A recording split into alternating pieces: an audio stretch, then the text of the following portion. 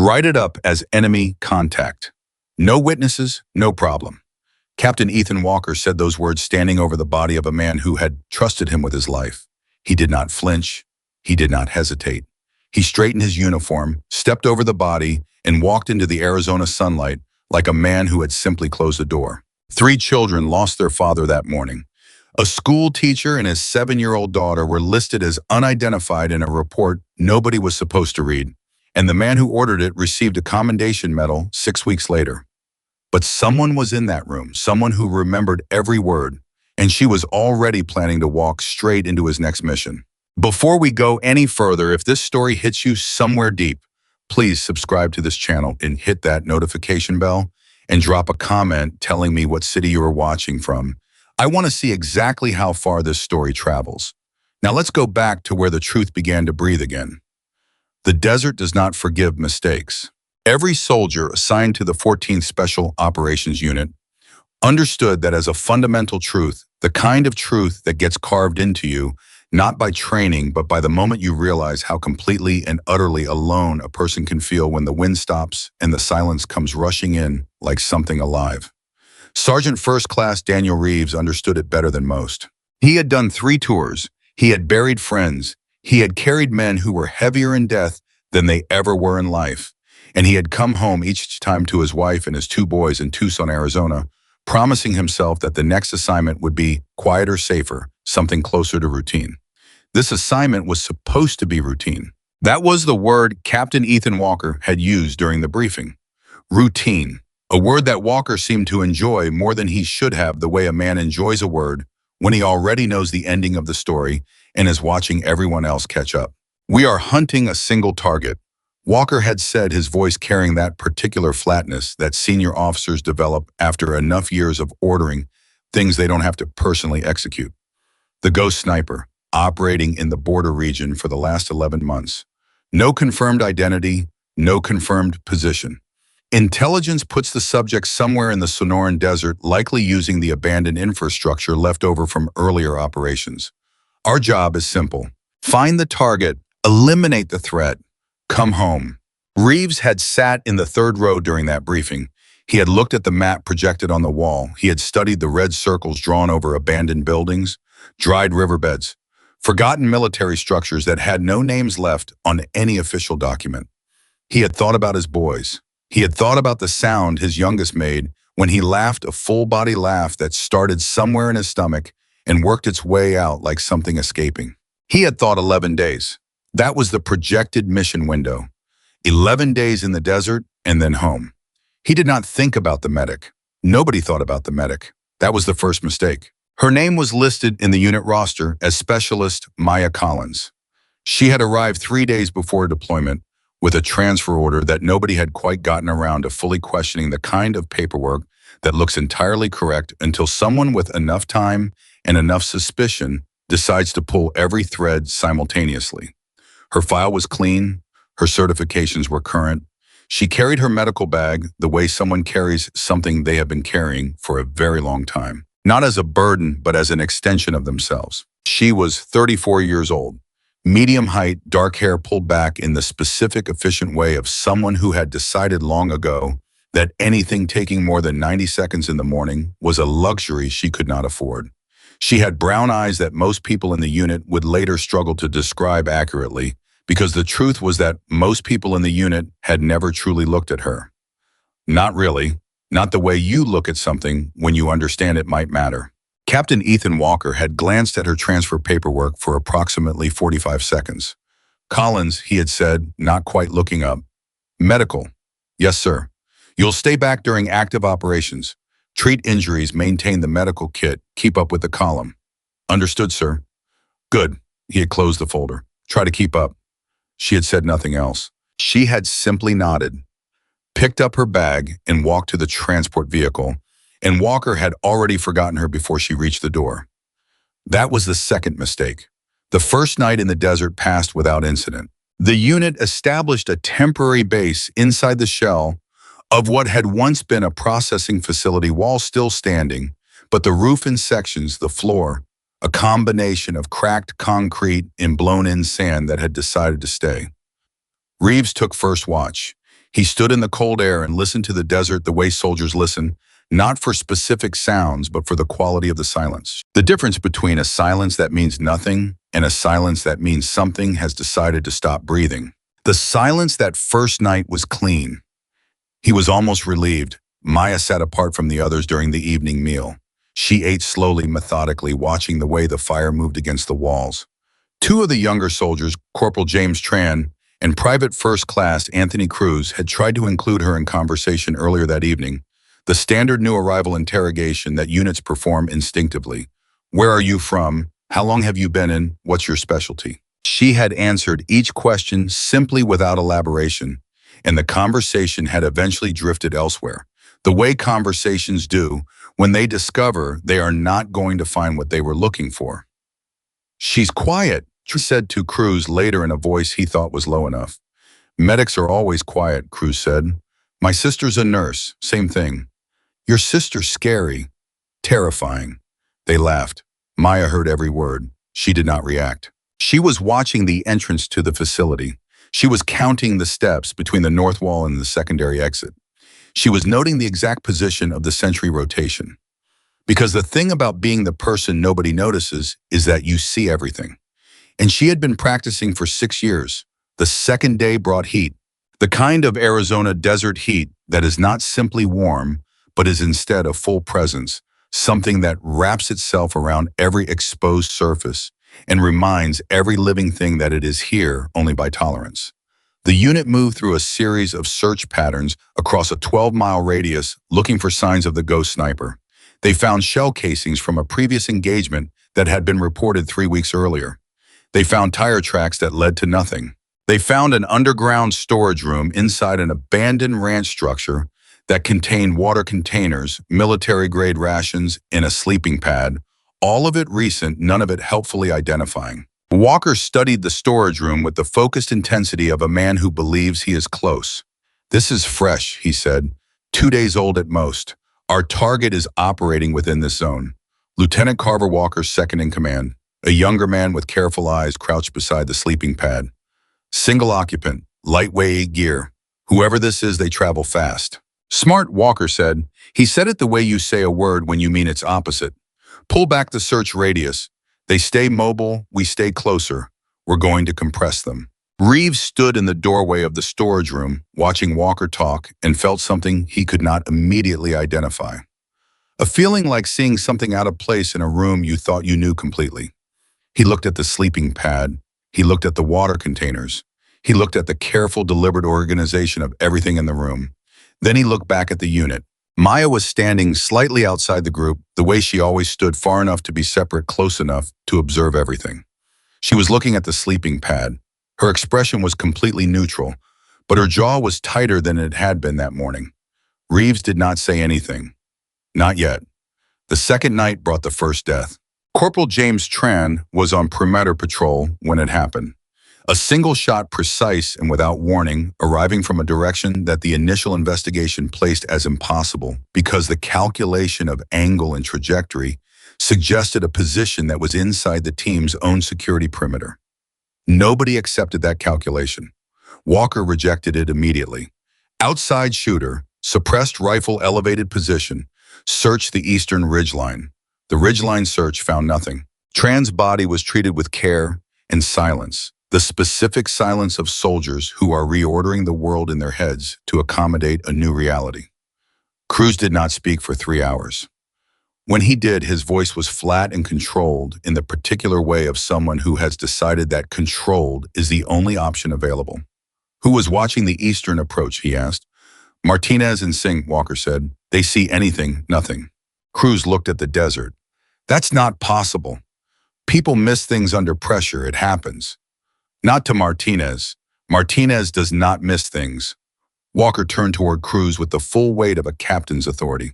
Are you questioning my assessment, Corporal? Cruz held the eye contact for 1 beat longer than was entirely comfortable for everyone present. No, sir? Good, get some sleep. Cruz did not sleep. Neither did Reeves. Reeves was thinking about angles. He was thinking about the security perimeter. He was thinking about the way Maya had looked at that sleeping pad with an expression that was not curiosity, but was instead something more controlled. He was thinking about a word he could not quite bring himself to say yet. Maya treated the wounded from a secondary injury that had occurred during the chaos following Tron's death, a younger soldier named Kovacs, who had cut his hand badly during a scrambled equipment retrieval.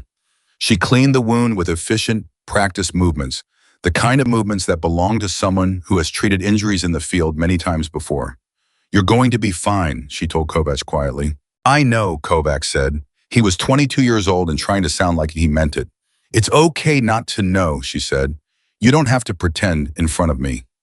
Kovacs looked at her. For a moment, his carefully constructed composure simply gave way, the way things give way when someone unexpectedly offers them permission to be human. His eyes went red at the edges. "He was my best friend," Kovacs said. "I know," Maya said. She finished tying off the bandage. She placed her hand briefly on his shoulder, not long enough to be intrusive, exactly long enough to mean something. Then she picked up her bag and walked away. Reeves had watched the exchange from across the room. He had felt something shift in his chest. Because the look on Maya's face while she walked away was not grief. It was not indifference either. It was something harder to name. Something that sat between determination and sorrow, and something else, something that looked almost like guilt, trying to hold itself in a shape that didn't show. He filed it in the part of his mind that collects things that don't fit yet. The third day, Walker called everyone together. "Intelligence has updated the search profile," he said. He had not slept, and the sleep deprivation had sharpened him in the specific way it sharpens certain kinds of men, not careful, not reflective, but intense and narrowed to a point. The ghost sniper is using the abandoned town of Cordova as a transit point. We move on it today. Cordova was a name that didn't appear on any current military map, but it had appeared on civilian maps 6 years ago. It had been a small border town, population 231, a school, a medical clinic, a community center that doubled as a church on Sundays, a place where people had lived ordinary lives and raised children and grown old and believed the way people in small places believe that the world might simply pass them by and leave them in peace. It did not leave them in peace. 6 years ago, a military operation had moved through Cordova. The official report described it as a necessary intervention in a region of suspected illegal activity. The official casualty report listed 3 civilian deaths as collateral damage. It listed them as unidentified. No names, no families notified through any official channel. But names existed. One of them was Robert Collins. Another was a 7-year-old girl named Lily Collins. And the third was listed simply as female civilian adult, which is the way you list someone when you want her to stay listed and nothing more. Walker spoke the name Cordova with the casual authority of someone naming a location on a map. Reeves watched Maya hear that name. He watched the way her breathing didn't change, the way her hands didn't move, the way her face remained as still and composed as stone that has been stone for a very long time. And he understood, with the quiet, clarifying certainty of a person whose instincts have just caught up with everything they have been collecting for 3 days, that Maya Collins had been to Cordova before. That she knew it the way you know a place not from intelligence briefings, but from memory, from loss. He pulled Cruz aside before they loaded the vehicles. "How much do you know about Cordova?" he asked. Cruz frowned. "The town, I heard about it in the original mission briefing. Pre-deployment research. Ghost Sniper was seen in the area 6 months ago." "Why, what happened there before this operation?" Cruz's expression shifted. "There was an incident. Few years back, some kind of operation. I don't know the details. Above my clearance level. Try anyway." "Reeves, just tell me what you heard." Cruz was quiet for a moment. He looked around, checking for proximity. When he spoke again, his voice was lower. The story going around was that a unit went through and something went wrong. Civilian casualties, more than what got reported. People who were asking about it started getting reassigned, started having their records flagged. The whole thing got buried. He paused. Some people said it wasn't an accident. Reeves felt the space behind his sternum go very cold. "Who approved that operation?" he asked. Cruz shook his head. "I don't know." But Reeves was already looking across the staging area. Walker was checking his weapon, his movements precise and practiced, utterly comfortable with himself in the way that only truly dangerous men and truly innocent men are comfortable with themselves, and it was getting harder by the second to determine which category Walker occupied. The convoy moved out at 0900. The desert opened up around them, flat and honest and merciless, and Reeves sat in the second vehicle with his eyes on the terrain, but his mind working through the architecture of what he was beginning to understand. A woman named Maya Collins, a town called Cordova, a mission that destroyed more than it ever admitted, and a commander who had ordered that mission, now leading a team into the same territory to hunt what he was calling a ghost. I thought about the trajectory calculation from Transdeath. He thought about the way Maya had looked at the sleeping pad in the storage room. He thought about her jaw tight against a name she was not supposed to recognize. And then he thought about something Walker had said during the initial briefing, something that had passed by him at the time, like background noise, but was suddenly very loud in his memory. No confirmed identity, no confirmed position. That was what Walker had said about the ghost sniper. No confirmed identity, because the identity that intelligence had was wrong. Because intelligence had spent 11 months hunting a dangerous male, enemy combatant, operating him from distant elevated positions, a traditional sniper operating by traditional methods. And they had never once considered, that the ghost was a woman, that the ghost was already inside the perimeter, that the ghost had been treating their wounds and listening to their plans and watching their every move from a position so close and so improbable that none of their training had ever prepared them to look for it. Reeves turned in his seat. Maya was sitting 2 rows back, her medical bag between her feet, her hands resting on her knees, her eyes watching the desert move past the window, with an expression that was not the expression of someone seeing an unknown landscape. It was the expression of someone coming home.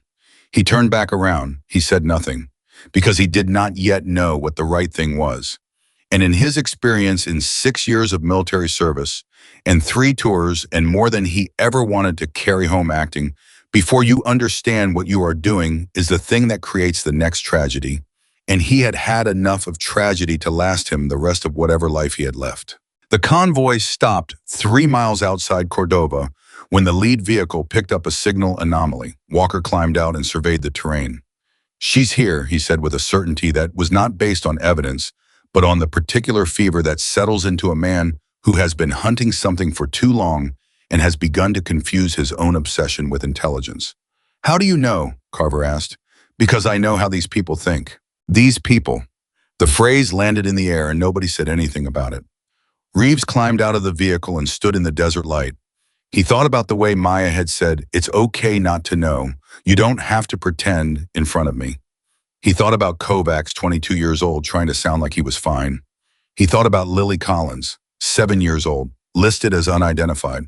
And something in his chest, something that had been moving toward a conclusion for 3 days, finally arrived. He did not know yet what he was going to do about it. But he knew, standing in the Arizona desert 3 miles from a ghost town, with a ghost walking among them, that the person everyone had been so afraid of had not come here to destroy them. She had come here because she had nothing left to lose except the truth. And that he was beginning to understand made her the most dangerous and the most heartbreaking kind of person that the desert had ever swallowed and then somehow refused to keep. The wind picked up, hot and dry, and carrying something that might have been the smell of old wood and old grief and old promises that nobody had ever intended to keep. Walker looked at the horizon. He was wrong about where to look. He had always been wrong about where to look, but he did not know that yet. And the woman who could have told him was already 3 steps ahead of him, had always been 3 steps ahead of him, was watching from a position so close and so ordinary that it was invisible to every instinct he had ever trusted. A quiet medic, a woman with a bag, someone who stayed behind, someone who treated wounds, someone who never spoke more than necessary, someone who had been counting steps and watching exits and memorizing rotations since the first hour of the first day. The ghost was not on the horizon.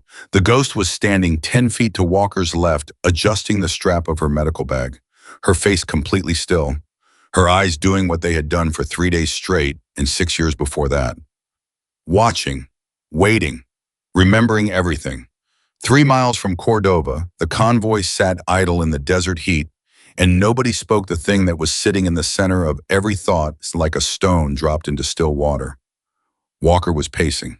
That was the first sign. Reeves had known Walker for 4 years, had served under him for 2 of those, and in all that time he had never seen the man pace. Walker was the kind of officer who stood still under pressure, the way a building stands still, not because nothing was happening inside, but because the structure had been designed to absorb force without showing it. Pacing was not Walker's vocabulary, but he was pacing now. Back and forth in front of the lead vehicle, hands behind his back, eyes on the terrain, jaw working around something he hadn't said yet. Carver walked up beside Reeves and spoke without looking at him. "He's burning," Carver said quietly. "I can see that," Reeves said. "3 dead. No confirmed position. Command is asking questions." "What kind of questions?" Carver paused. "The kind that don't have good answers." Reeves looked at Walker. He looked at the distance between the convoy and what remained of Cordova, 3 miles of flat desert and something older and heavier that didn't have a name on any map. He thought about what Cruz had told him. He thought about the sleeping pad in the storage room, the careful organization of someone who had been in the field a long time, the water containers positioned for efficiency, not comfort. Someone who knew how to disappear because they had spent years practicing the specific art of not being found. "I thought about Maya." He turned around. She was sitting on the running board of the second vehicle medical bag, across her knees, drinking from a water canteen with the slow, deliberate patience of someone who has learned not to rush anything, because rushing is how you get noticed, and getting noticed in her particular line of existence was the one thing you could not afford. He walked toward her. She watched him come without changing her expression by a single degree. "You doing all right?" he asked. It was a meaningless question. Both of them knew that. But sometimes you start with a meaningless question because you need to hear how someone answers it before you ask the real one. "Fine," she said. I've had better weeks." She almost smiled. "Not quite. Most people have." He crouched down beside her, bringing his eyes level with hers, close enough that what they said wouldn't carry. She did not move away. She did not tighten. "Cordova," he said. Nothing in her face changed, but something behind her eyes did the smallest, most controlled shift, the kind of movement that only exists for a fraction of a second before a person who has trained themselves against it shuts it back down completely. "What about it?" she said. "You know the town." It was not a question. She held his gaze for a long moment. The desert was completely silent around them. Somewhere behind them, Walker's boots were still moving back and forth on the hard pan. "I know a lot of places," she said. "Not like that," Revo said. "Not the way you knew that sleeping pad back at the ranch facility. Not the way you knew where the secondary exit was in every single building we've entered in the last 3 days." He kept his voice level, quiet. The voice you use when you are not accusing someone, but when you are asking them to trust you with something they have not yet decided to trust anyone with. "I pay attention, Collins. It's a habit I developed when it started saving my life." She looked at him for a long time. Then she said, "Why are you telling me this instead of telling Walker?" "Because I haven't decided what I think yet," he said. "And Walker has already decided everything." Something shifted in her, not a collapse, not an opening, but a kind of subtle recalibration, the adjustment a person makes when they realize that the conversation they are having is different from every conversation they prepared for. "You should get back to your position," she said.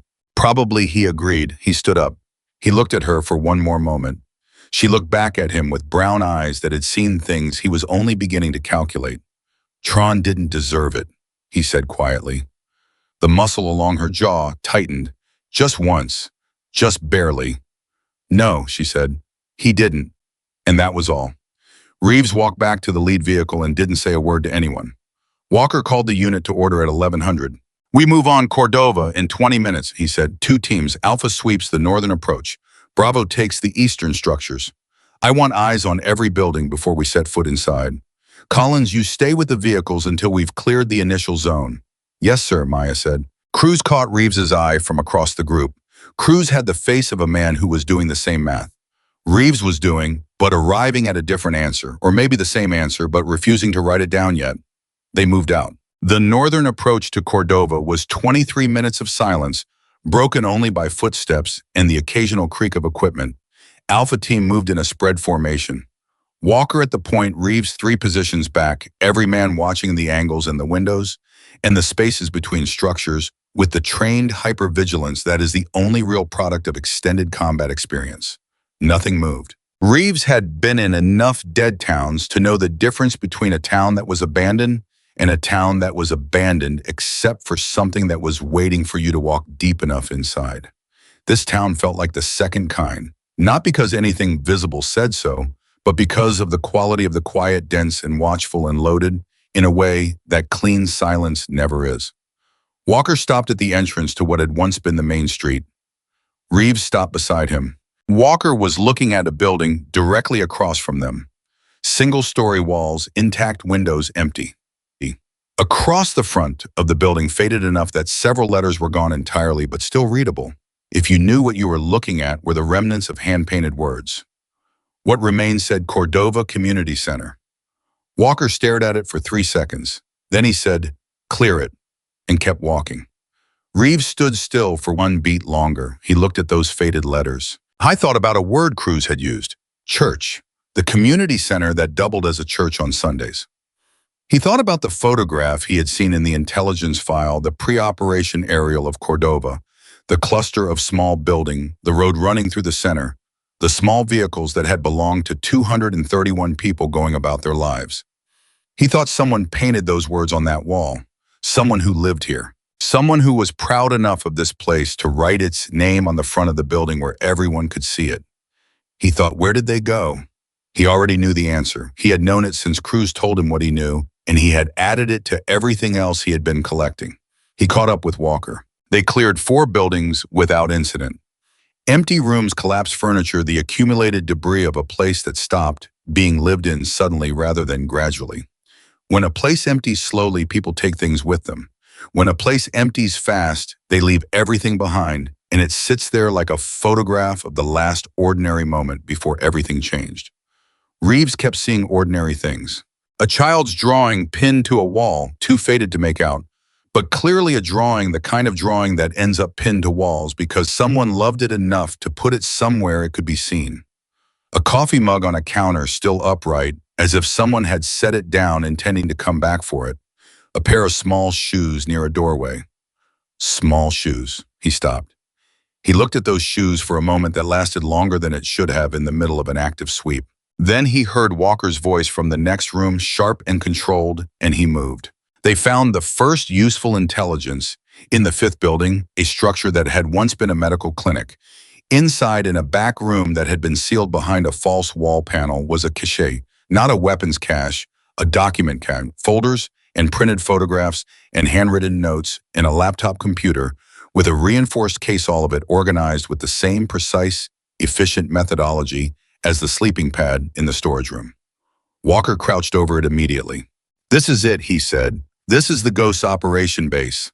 Carver was already picking up documents, carefully reading, without disturbing the organization. "There's surveillance here. Dates going back 4 years. Names," he paused. "These are our names," Walker turned sharply. "What? Not just us. Previous units. Previous operations. Names of officers, operation dates, target coordinates." Carver looked up. His careful eyes were doing something they didn't usually do, which was to show what he was thinking. "Someone has been building a file." "On who?" Walker said. Carver held up a folder. Reeves, from where he stood in the doorway, could see the label on the front of it. He could not see it clearly enough to read it from that distance. But he watched Walker see it. And he watched Walker's face do something he had never seen it do in 4 years. It went still, not the controlled stillness of a trained officer. A different kind of still, the stillness of a person who has just seen something they were hoping did not exist, had perhaps spent years believing could not exist because its existence meant that everything they had arranged so carefully was beginning to come apart. Walker took the folder from Carver. He read the label. He closed the folder. He straightened up. "Bag everything," he said. His voice was exactly as flat as always. Exactly. That was what was wrong with it. Not almost exactly. Exactly. The flatness that exists when someone is working so hard at sounding normal that they have removed even the natural variation. All of it. We take it back to base and process it there. "Sir," Carver said, "shouldn't we?" I said, "Bag it." Carver looked at Reeves. Reeves looked at the floor. "I was thinking about the label on the folder." He was thinking about what Walker's face had done when he read it. He was building something in his mind, a structure made of all the small pieces he had been collecting, and the structure was getting large enough now that it had a shape, and the shape was not the shape of what he had been told they were doing out here. He needed to see what was in that folder. The convoy regrouped at the vehicles at 14:30. Maya was there as ordered, seated in the same position on the running board, medical bag across her knees, water canteen in her hand, watching them come back, the way you watch something you have been expecting. Walker walked past her without acknowledgement. The bag documents were loaded into the lead vehicle. Reeves climbed into his vehicle. He looked at the bag going into the lead vehicle. He looked at Walker settling into the front seat posture, rigid hands, controlled eyes forward. He looked at Maya. She was watching the bag. She knew exactly what was in it. He was now certain of that. Cruz dropped into the seat beside Reeves as the convoy began to move. "Anything interesting?" Cruz said quietly. "Enough," Reeves said. "How much is enough?" Reeves thought about the right answer to that question for a moment. "Enough to change things," he said finally. Cruz absorbed that. The convoy moved back through the desert, and the sun had begun its afternoon descent, and the heat was the kind that accumulates rather than arrives, layering itself into every surface, until everything is radiating it back from multiple directions simultaneously, so that there is no relief from any angle you turn. That night, Walker posted a double watch rotation and locked the bag documents in the secure case in his personal quarters, which in the field meant the back section of the command vehicle, with a combination lock that two people in the unit knew. And Walker was not one of the two. Reeves knew this because it was his combination. Walker had given it to him 18 months ago, during a previous operation, a practical decision, a backup in case Walker was incapacitated. Walker had not thought to change it since. Reeves lay awake on his cot for 2 hours after lights down. He thought about the combination, he thought about the folder. He thought about small shoes on a floor and a coffee mug that someone set down expecting to come back for it. He got up at Barco 1:30. The base was quiet. Double watch meant eyes on the perimeter, not on the interior. He moved through the building slowly, no light counting steps because he had counted them on the way, in the way you do when you are the kind of person who pays attention to things that might matter later. He reached the command vehicle. He entered the combination. He opened the secure case.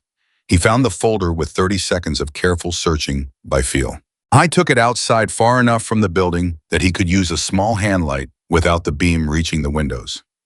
He opened the folder. What he found inside was 47 pages of documentation spanning 6 years. The first section is the official record of the Cordova operation.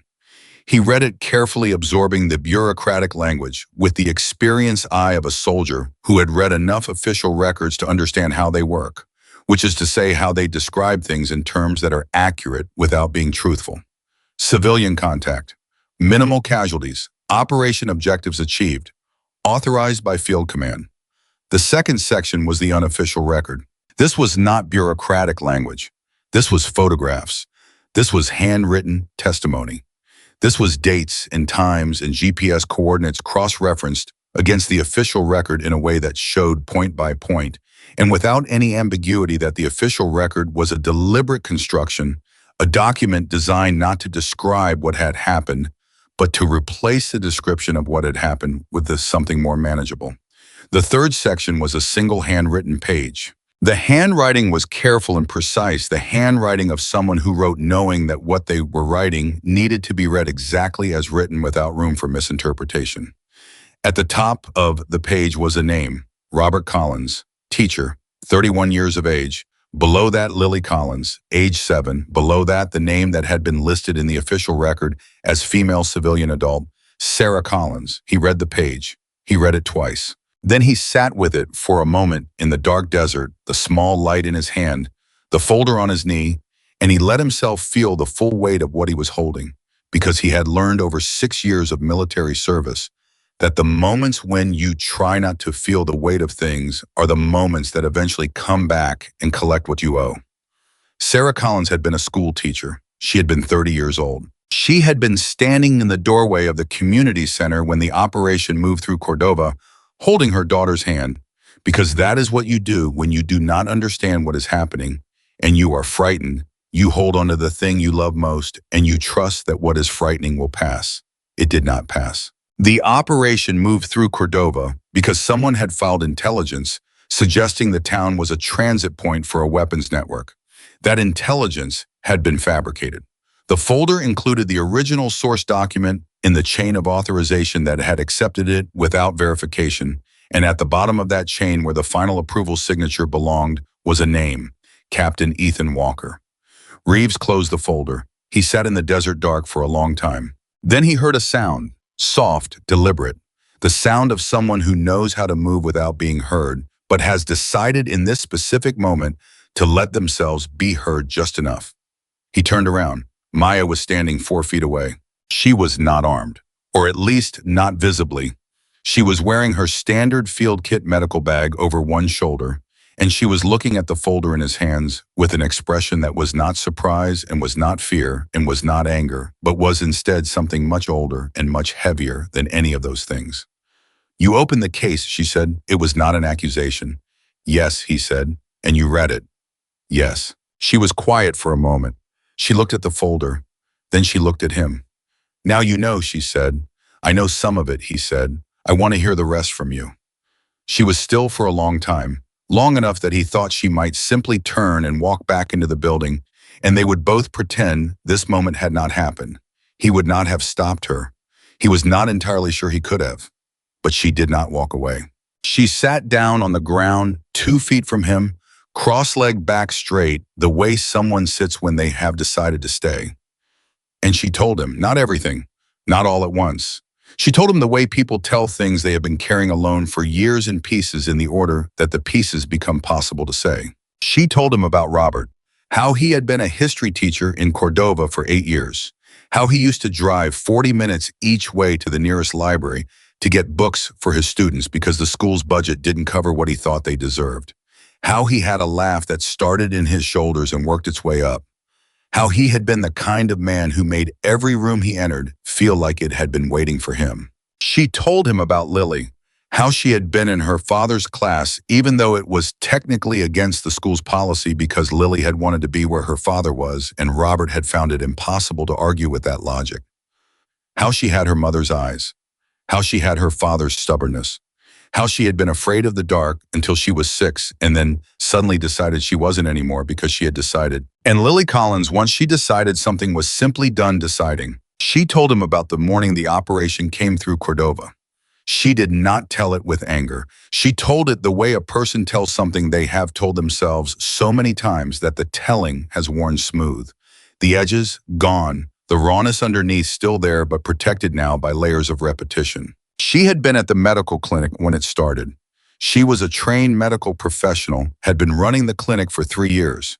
She heard the vehicles. She heard voices. She went to the door and looked out and saw soldiers moving through the street and thought the way you think things that turn out to be wrong, that they were passing through, that it would be over in an hour, that the best thing was to stay inside and wait. She heard Robert's voice from across the street. "I was at the community center." He had gone there that morning to set up chairs for a community meeting that was scheduled for that evening. He called out to the soldiers, not aggressively, the way a person calls out when they want to understand what is happening in their own town. He asked them what was going on. He asked if there was something he could help with. He asked with the openness of a man who genuinely believed that direct, honest communication was the appropriate response to most situations. One of the soldiers turned and fired. One shot, no warning. Robert Collins fell in the doorway of the community center with the hand-painted words above him. Lily had been standing 2 feet behind him. Maya had been across the street. She had seen everything. She ran, not away, toward her daughter and her husband, toward the worst moment of her life, running through open air, in a town that had become a fire zone inside of 30 seconds, and she had almost reached the door of the community center when something struck her from behind and the world stopped. She woke up in a hospital. She was told she had been found injured in the desert outside Cordova. She was told the town had been evacuated due to a security operation. She was told Robert and Lily Collins had been listed as unidentified casualties of an enemy engagement. She was told this by a man in civilian clothes who had kind eyes and a voice that understood exactly how to make terrible things sound like the only available outcome of an unfortunate situation. She was told that if she said anything different, the same people who had created that situation were still very much capable of creating another one. She had nodded. She had signed a document. She had gone home to nothing, and then she had started working. Not immediately. It had taken time. It had taken a year of existing in the specific total darkness that follows the kind of loss that removes the architecture of a person's life so completely that they cannot remember what they were built for.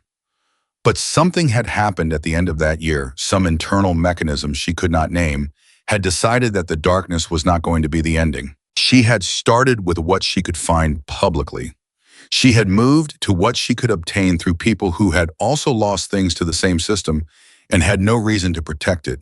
She had taught herself everything she needed to know, not quickly, not recklessly, but with the patient, methodical focus of a person who understood that the only power they had was the power of being underestimated. She had enlisted under a name adjacent enough to her own that it would not immediately flag, but different enough that the cross-reference would take time. By the time anyone got around to doing the cross-reference, she planned to be done. She had trained, she had learned, she had waited for the right assignment. Reeves listened to all of it without speaking. When she finished, the desert was still, and the handlight was running low, and somewhere above them the sky was doing the thing. Desert skies do before dawn, not quite dark anymore, but not ready to admit anything yet. Walker knew, Reeves said. Walker approved the original operation, Maya said. And he approved the cover-up. I have documentation that puts his signature on both. The folder. That's a copy. The originals are somewhere, he can't reach them. Reeves processed that. He thought about the look on Walker's face when he had read the label on the folder in the medical clinic. The specific controlled stillness of a man confronting evidence he had believed was gone. He knows what's in it, Reeves said. He's known since the moment Carver handed it to him, Maya said. That's why he locked it away instead of processing it in the field. He's going to destroy it. He's going to try, she said. Reeves looked at the folder in his hands. I thought about everything it meant. He thought about Walker, 4 years of working alongside a man who had ordered the deaths of a teacher and a 7-year-old girl, and then filed a report that listed them as unidentified and moved on to his next assignment and his next commendation and his next briefing about how every problem could be solved with discipline and firepower. He thought about Tran. I thought about the cold, clean calculation of someone who would let a 20-year-old soldier die to protect a secret rather than lose the cover of a mission going wrong. He killed Tran, Reeves said. It was not a question. Maya was quiet for a moment. I've been operating in this region for 4 months, she said. Whatever happened to Tran didn't come from me. The weight of that settled over him like something physical. He's killing his own soldiers, Reeves said. He's protecting himself, Maya said, which is the same thing when the secret is big enough. Reeves looked at the folder one more time. Then he held it out to her. She looked at it. She looked at him. She took it slowly, the way you take something back that you were afraid you'd never see again. What are you going to do? She asked. I don't know yet, he said honestly. That's the wrong answer. I know. He stood up. He looked toward the building where Walker was sleeping with the carefully constructed confidence of a man who still believed his control of the situation was complete. But I'm working on a better one. She stood too. She looked at him for a moment with those brown eyes that had seen more than he wanted to imagine. You could walk away, she said. You could go back in there, put that combination back where you found it, and be a soldier who completed his assignment. Nobody would ever have to know you were standing here. No, he said. Why not? He thought about small shoes on a floor. He thought about a coffee mug set down by someone who expected to come back for it. He thought about his daughter at home, 7 years old, not knowing where her father was tonight. Because if I walk away, he said, I become the same thing he is. Maya said nothing. But something in her face beneath all the layers of control and patience and grief pressed down into discipline. Something at the very bottom of all of that shifted. Not gratitude exactly, something older than gratitude. The look of a person who has been alone with something too heavy to carry for too long and has just for the first time felt another pair of hands on it. She turned and walked back toward the building without another word. Reeves stood in the dark with a moment longer. Then he went back inside. He lay on his cot. He stared at the ceiling. He thought about Walker asleep in the command vehicle with a locked case full of evidence he thought he controlled. I thought about Maya somewhere in the building lying in the dark with the folder against her chest and 6 years of patience and grief and discipline and a plan that was running up against its most dangerous point. He thought about what happened next.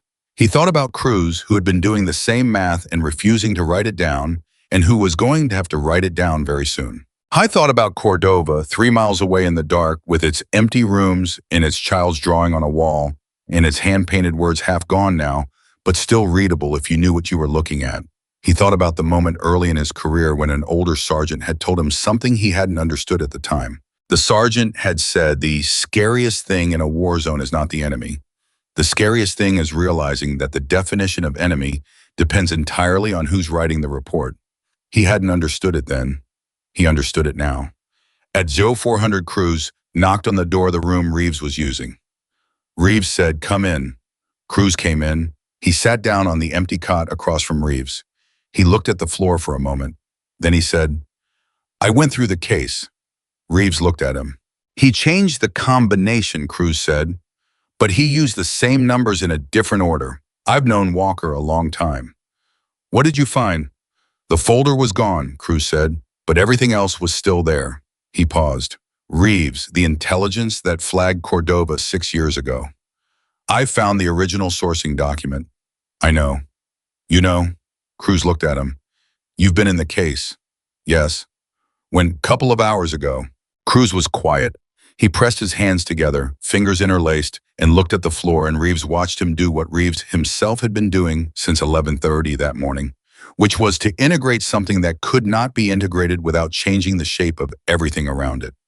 "He's going to come for her," Cruz said. "Yes." "And anyone who knows." "Yes." Cruz looked up.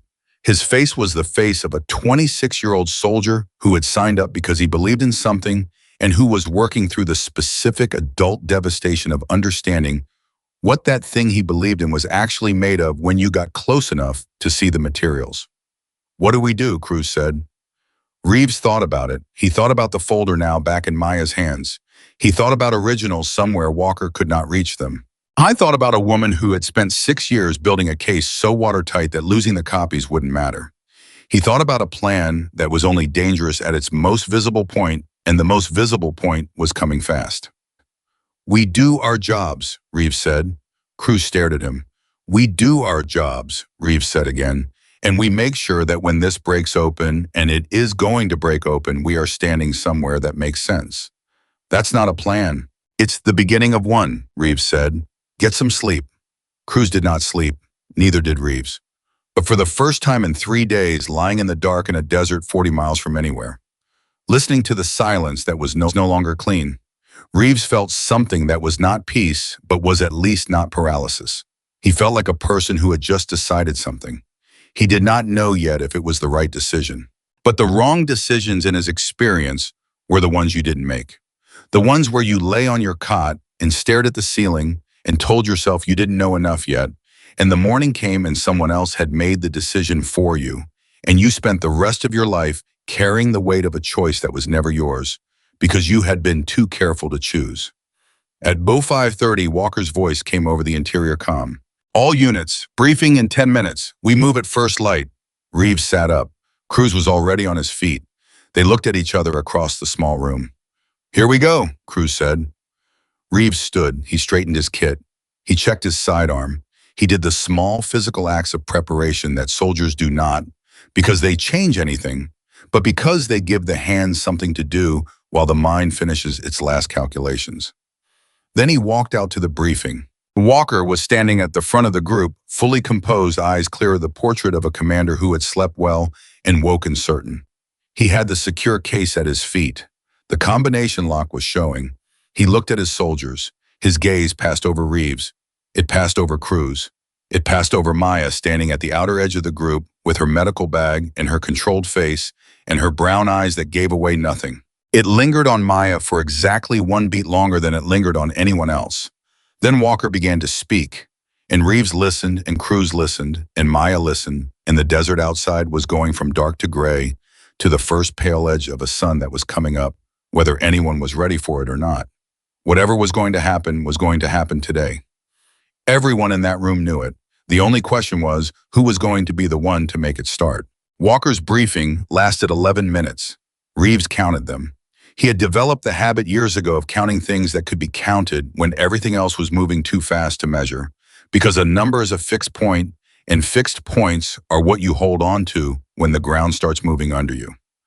11 minutes. In 11 minutes, Walker laid out a plan that sounded on the surface entirely reasonable. They were going back to Cordova, full unit, all vehicles, maximum coverage. Intelligence had confirmed the ghost sniper was still operating in the immediate area. They would sweep the town systematically, sector by sector, and they would not leave until the mission was complete. Any questions? Walker said. Nobody spoke. Walker looked at the group with the steady, composed authority of a man who had decided that the best performance of certainty is the one that leaves no visible space for doubt. Then his eyes moved to Maya. "Collins," he said, "you're with Alpha Team today." Something shifted in the room, small, almost invisible, the kind of shift that only registers when multiple people notice it simultaneously and none of them say anything. Keeping her close. Reeves thought it before he could stop himself. He wants eyes on her. "Yes, sir," Maya said. Her voice was completely flat, controlled.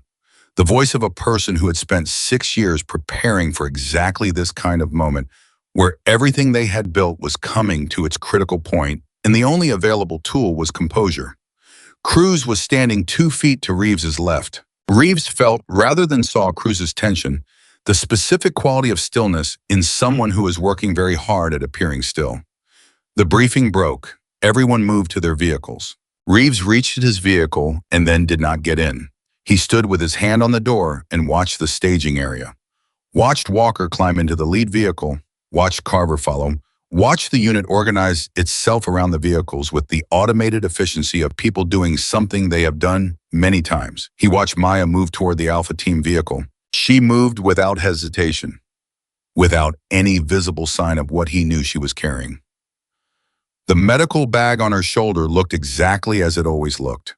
Her stride was exactly what it had always been. But just before she reached the vehicle, she paused. Just for a moment. She turned her head slightly, not toward Walker, not toward Reeves. She turned toward the east, toward the direction of Cordova, toward whatever waited for her there, and her eyes went to the horizon with an expression that was not fear, and was not excitement, and was not the blank readiness of tactical preparation. It was the expression of a person saying goodbye to something. Or maybe hello to something they had been waiting a very long time to face. Then she turned back and got in the vehicle. Reeves got in his. The convoy moved at 0610. The desert was still in its early morning state, the temperature not yet committed to what it would become, the light flat and even and without drama, the kind of light that makes everything look equally possible. Reeves sat in the second vehicle, Kovacs on his left, Martinez on his right, and he stared through the windshield at the lead vehicle ahead of them and thought about the 11 minutes of Walker's briefing and the specific, deliberate change of putting Maya in Alpha Team. Walker knew something, not everything. If Walker knew everything, Maya would already be in custody or worse. But he knew enough to want her close where he could watch her, where any move she made would happen inside his field of vision, which meant Walker was also running out of time, and he knew it. A man who believed himself completely in control does not restructure his unit assignments the morning after finding evidence of his own crimes in an abandoned medical clinic. He does not change combinations on secure cases at 4 in the morning. Walker was afraid, and a frightened man with authority and a weapon and enough to lose is the most dangerous thing that Reeves had ever encountered in 6 years of operating in places that were defined by danger. "Martinez," Reeves said quietly. Martinez looked at him. "How well do you know Carver?" Martinez considered. "Well enough. Why? Does Carver know what Walker is?" Martinez held the eye contact for a long moment. In that silence, Reeves understood that Martinez had been doing his own math. "I think," Martinez said carefully, "that Carver is the kind of man who follows the person in front of him until he has a reason not to." "What kind of reason does he need?" "The kind you can put in his hand and have him read for himself." Reeves nodded. He had 40 minutes until they reached Cordova. He thought about how to use them. At the 20-minute mark, the lead vehicle stopped. No warning, no communication over the comm. Just brake lights, and then the convoy behind it stopping in response, and then silence, and then Walker's voice over the radio, flat and controlled. "All units hold." We have a situation. Reeves was out of the vehicle before the words finished. He moved to the lead vehicle. Walker was standing outside it, and beside him was a soldier Reeves knew by name but not well, a younger man named Greer who had joined the unit 4 months ago on a transfer that nobody had paid much attention to. Greer was holding a radio. His face was the color of someone who has just received information that rearranged something fundamental. "What is it?" Reeves said. Walker looked at him. The look lasted exactly long enough to communicate that Walker was deciding how much to say. "We have communication from command," Walker said. "There's been a development." "What kind of development?" "The kind that requires us to alter the mission parameters." Reeves felt something cold move through him. "Sir," he said, "what kind of development?" Walker's jaw tightened. Greer looked at the ground. And Reeves understood with the clarity that arrives when all the small pieces you have been collecting finally arrange themselves into a single visible shape, that the development was not from command. Command had been trying to reach someone, and it was not Walker. "Documents were transmitted," Greer said suddenly. Walker turned toward him sharply. Greer was 23 years old, and his voice was shaking, but he held his ground with the specific terrified steadiness of someone who has made a decision they cannot take back. "Greer," Walker said. His voice was a warning. "Documents were transmitted to 3 independent journalists and 2 congressional oversight offices last night," Greer said. He was looking at Reeves now, not at Walker. "Full documentation package, source confirmation, chains of authorization with signatures." He paused. "Command is requesting explanation from this unit, specifically from Captain Walker." The silence that followed was the loudest silence Reeves had experienced in 6 years.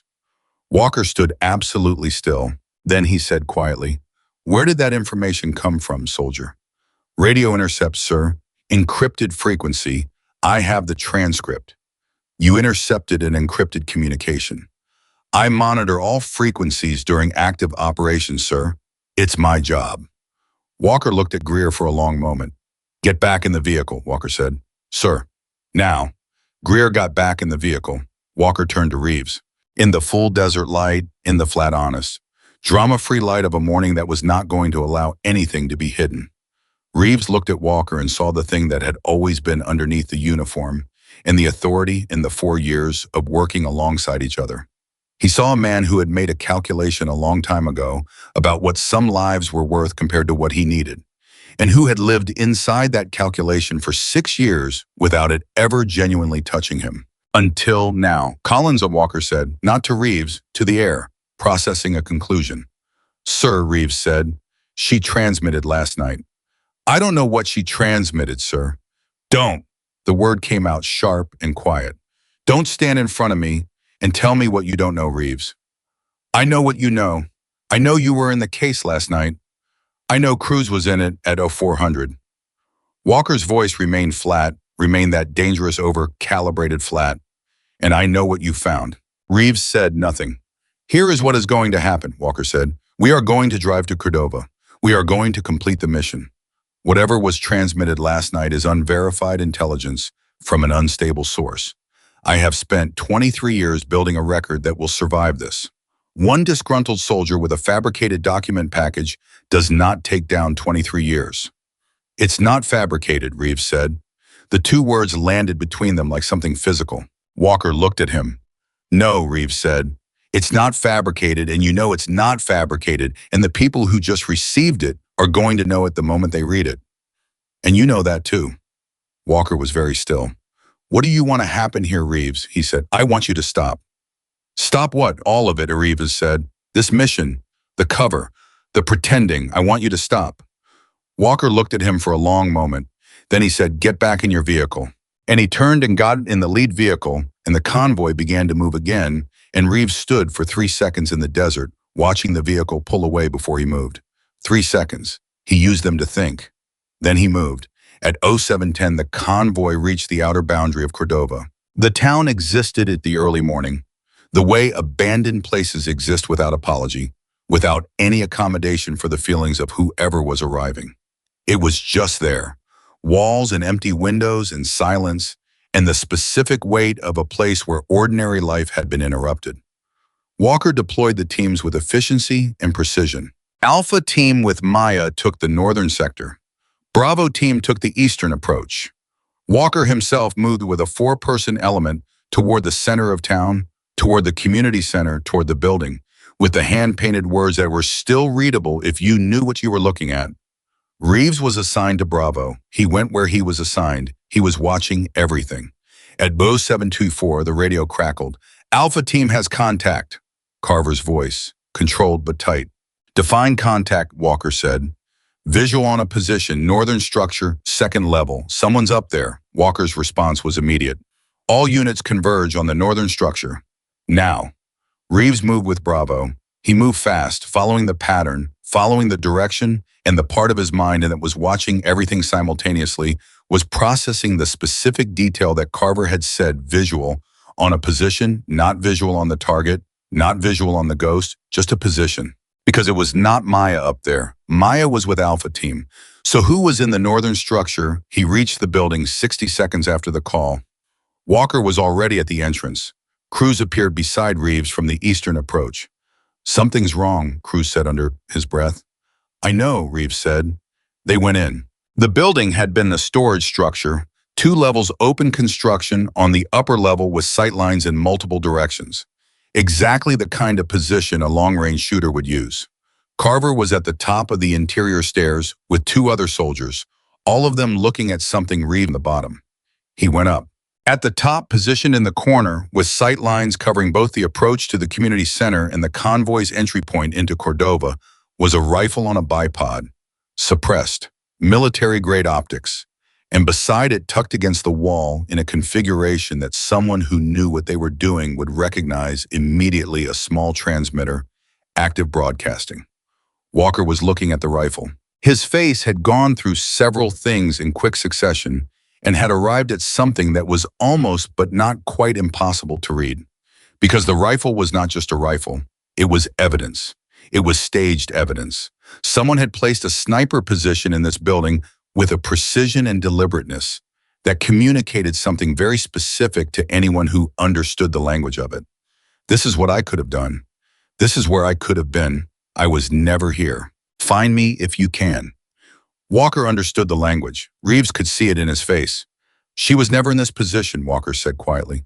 To himself mostly. To the understanding that was arriving whether he wanted it or not. No, Reeves said. Walker looked at him. She's been inside the perimeter the entire time, Reeves said. Every shot that was attributed to the ghost sniper in this region over the last 4 months. Every position that was investigated. The evidence was staged. She wanted you looking at the horizon because she knew you would, he paused. She knows how you think, sir. She's been studying you longer than you've been looking for her. Walker's jaw was working. Where is she now, he said. And that was when the radio came alive again. Not Carver's voice this time. A voice that Reeves recognized and that landed in the room like something that had been building for a long time and had finally arrived. Captain Walker, Maya's voice calm and clear, and carrying the specific quiet weight of a person who is standing exactly where they plan to stand. I think it's time we talked. The radio crackled. Walker stared at it. Around him, his soldiers were looking at each other with expressions that ranged from confusion to something closer to the understanding that everything had just changed. Collins, Walker said. Where are you? Community Center, she said. I've been waiting for you. Walker looked at Reeves. Reeves looked back at him. It was always going to end here, Reeves said. Not as a challenge, just as a fact. Walker's hand moved to his weapon, and the something in Reeves locked down completely. Don't, Reeves said. The word was quiet. It was the quietest word he had said all morning. But something in it made Walker's hand stop. Don't make it worse, Reeves said. You're already finished. The documents are already out. Command is already asking questions. The only thing you can do now is decide what kind of man you are at the end of this. Walker stared at him. Get out of my way, Reeves. No, sir. The silence that followed lasted approximately 4 seconds. 4 seconds in which every soldier in that room made a decision. It was Carver who moved first. Carver, the careful-eyed lieutenant who followed the person in front of him until he had a reason not to step away from Walker's side and positioned himself next to Reeves. He did not say anything. He did not need to. Walker looked at Carver, then he looked at the room.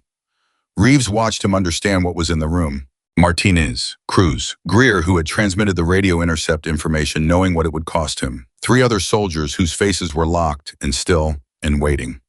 Walker looked at all of them. Then he walked to the stairs and went down and went toward the community center. "Stay here," Reeves said to the room. He went after Walker. The community center was 60 feet from the storage structure across what had been the main street of Cordova. Walker crossed it at a controlled pace, not running, not hesitating, the walk of a man who has decided something. And Reeves was 8 feet behind him, with his hand on his weapon and his eyes on Walker's back. Walker pushed the door of the community center open. Inside, Maya was standing at the center of the room. She had her medical bag on the floor beside her feet. She was not holding a weapon. She was holding a tablet computer. On its screen, visible from where Reeves stopped in the doorway, was a live video feed. He looked at it for a moment before he understood what he was seeing. It was not one feed, it was multiple feeds.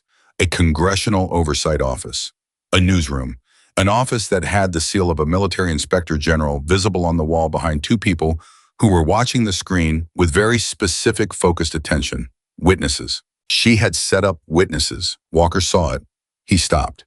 The 2 of them stood in the community center of a destroyed town 6 years after the event that had made this moment inevitable and looked at each other for the first time without any pretense available to either of them. "You've been building this for 6 years, Walker said. "Yes," Maya said. "You've been inside my unit for 3 weeks.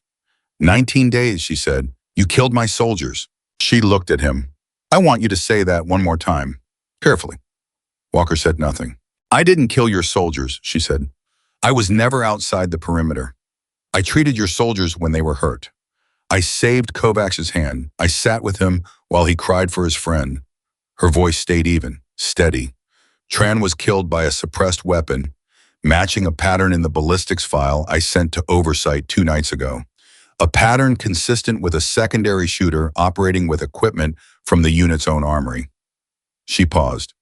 "Ask Greer about the armory inventory. He already pulled it." Walker's face had gone through everything available to it and had arrived somewhere that was simply still.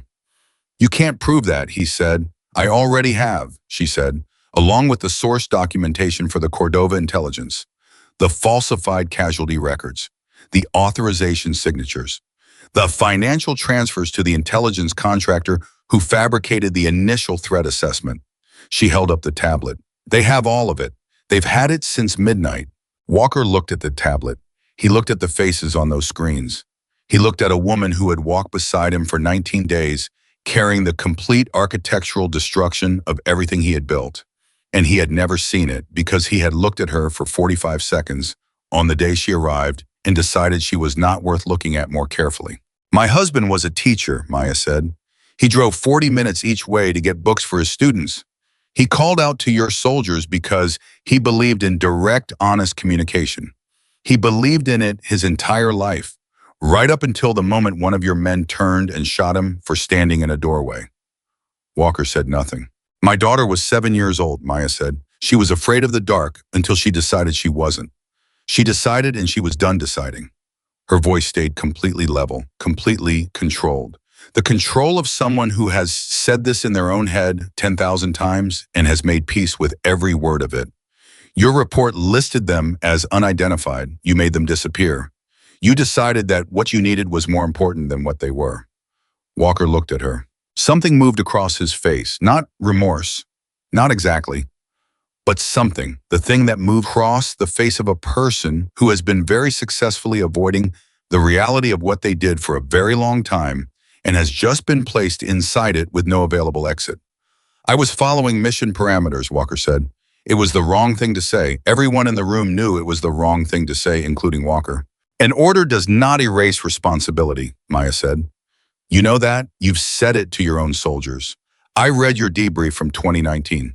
You told a corporal that following orders was not an absolution, that every soldier was responsible for what they chose to do with the weapon in their hand." She looked at him. "You believed that when it was someone else's weapon?" The silence that followed was the longest silence of the entire mission. Longer than the desert nights. Longer than the moments before a shot and after it. Reeves stood in the doorway and watched it happen. He watched Captain Ethan Walker, 23 years of service, highly decorated, respected, convinced that every problem could be solved with discipline and firepower, stand in the community center of a town he had destroyed and have no words left. Then Walker reached for his sidearm, not slowly, not with hesitation, fast. The move of a man whose calculations have run out and who has arrived at the place where the only remaining option is the one that cannot be undone. Reeves moved.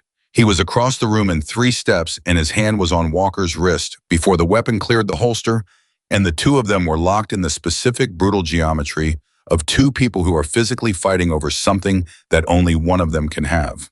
Walker was stronger than Reeves had expected, not because Walker was physically superior, but because desperation changes the weight a person can put into a movement. Walker shoved and Reeves staggered, and the weapon came halfway out of the holster, and Reeves got his weight down and drove his shoulder into Walker's chest, and they went into the wall together with an impact that knocked the breath from both of them. The weapon hit the floor. Both of them went for it. Maya got there first. She picked it up, stepped back, and held it with the grip of someone who had spent a significant portion of 6 years learning exactly how to hold it. She looked at Walker on the floor. She looked at Reeves beside him.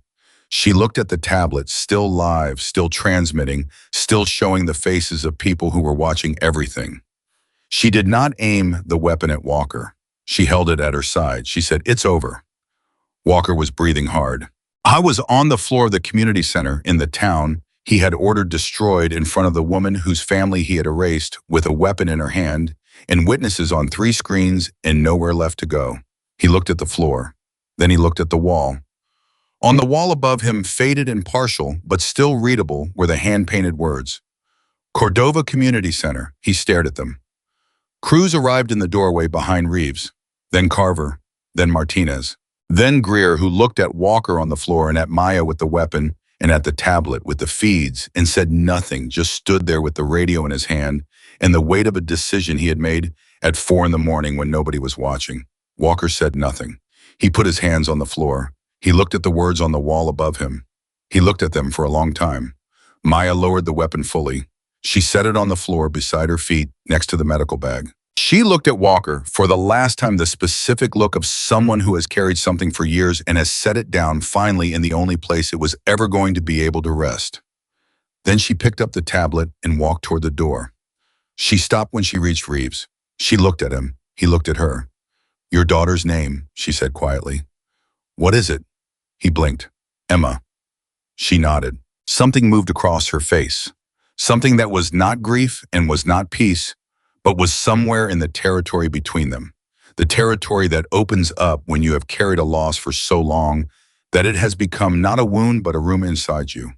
A room that can never be emptied, but that you have learned finally to live in without it taking everything else. "Good name," she said. She walked out. Reeves looked at Walker on the floor. He looked at the words on the wall. He looked at the door where Maya had gone. Then he looked at Cruz and Carver and Martinez and Greer, all of them standing in the community center of a town that had been made to disappear, all of them holding the weight of what they now knew and what they had chosen to do about it. "Secure him," Reeves said. He walked outside.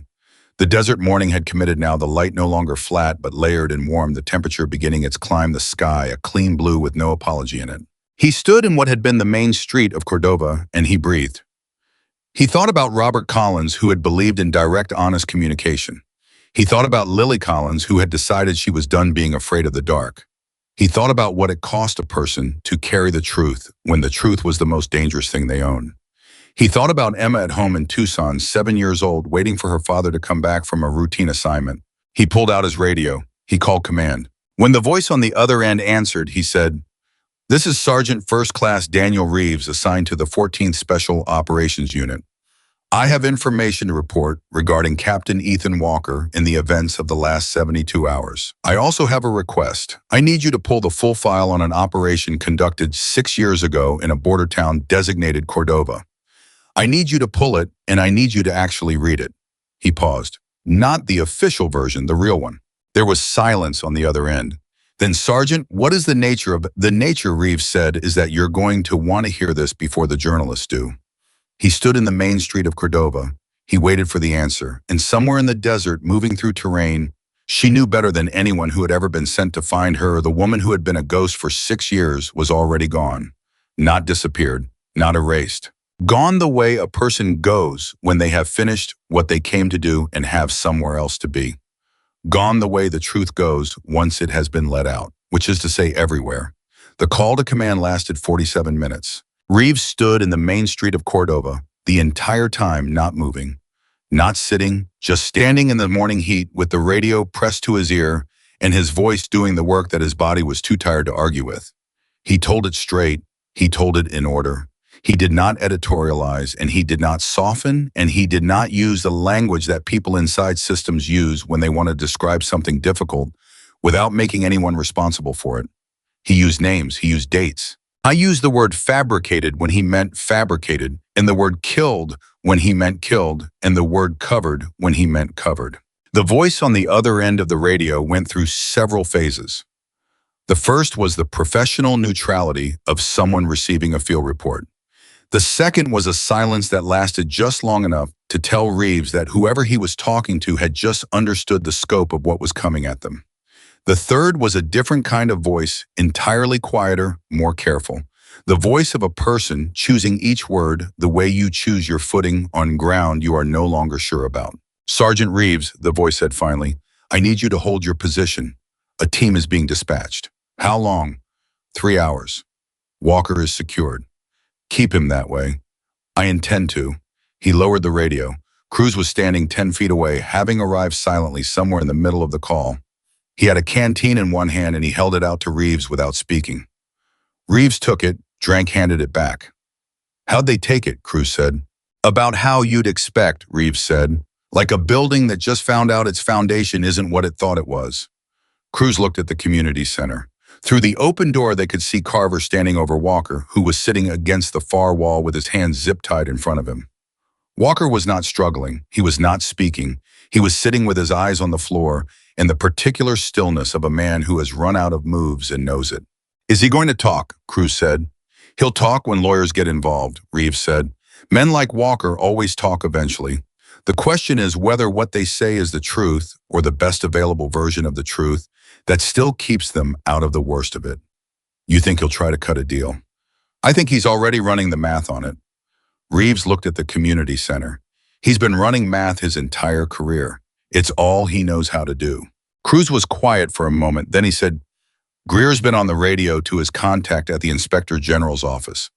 Apparently the document package Maya transmitted has already been verified by 2 independent analysts. They're saying it's airtight." Reeves absorbed that. "I thought about Maya somewhere in the desert moving through terrain. She knew better than any intelligence file had ever captured." He thought about 6 years of preparation, every piece placed with the patience of someone who understood that the system she was fighting had more resources than she did, and the only way to beat it was to be so thoroughly correct that it had no room to maneuver. She had been so thoroughly correct. "She planned for him to find the cash in the medical clinic," Reeves said. Not a question. Cruz nodded slowly. "She wanted him to see it. She wanted him running scared, because a scared Walker makes different decisions than a confident one. She was controlling the whole thing," Reeves said, "from the moment she arrived." "From before that," Cruz said. "She chose this unit because Walker was leading it. She chose this operation because it brought him into her territory. She positioned herself as the medic because it was the one role nobody would look at twice." He paused. "She used every assumption we had against us." Reeves thought about Walker's briefing on the first day. His 45 seconds with her transfer paperwork, stay behind during missions, treat injuries, keep up with the column. Everything Walker had dismissed about her had been exactly what she needed him to dismiss. At 9:30, Kovacs appeared in the doorway of the community center. He looked at Reeves with an expression that was young and uncertain, and caring too much for how young it was. "Sergeant," he said, "Walker's asking to speak with you." Reeves looked at Cruz. Cruz shrugged slightly. "Your call." Reeves went in. Walker looked up when Reeves stopped in front of him. The morning light was doing its work on the room, filling in corners, making everything visible in the unforgiving way of full daylight. And in that light, Walker looked like what he was, a man who had aged significantly in the last 3 hours and was not done aging. "How long until they get here?" Walker said. "Few hours," Reeves said. Walker nodded. He looked at the floor again. He turned his zip-tied hands over, looking at them as if they were something he was trying to recognize.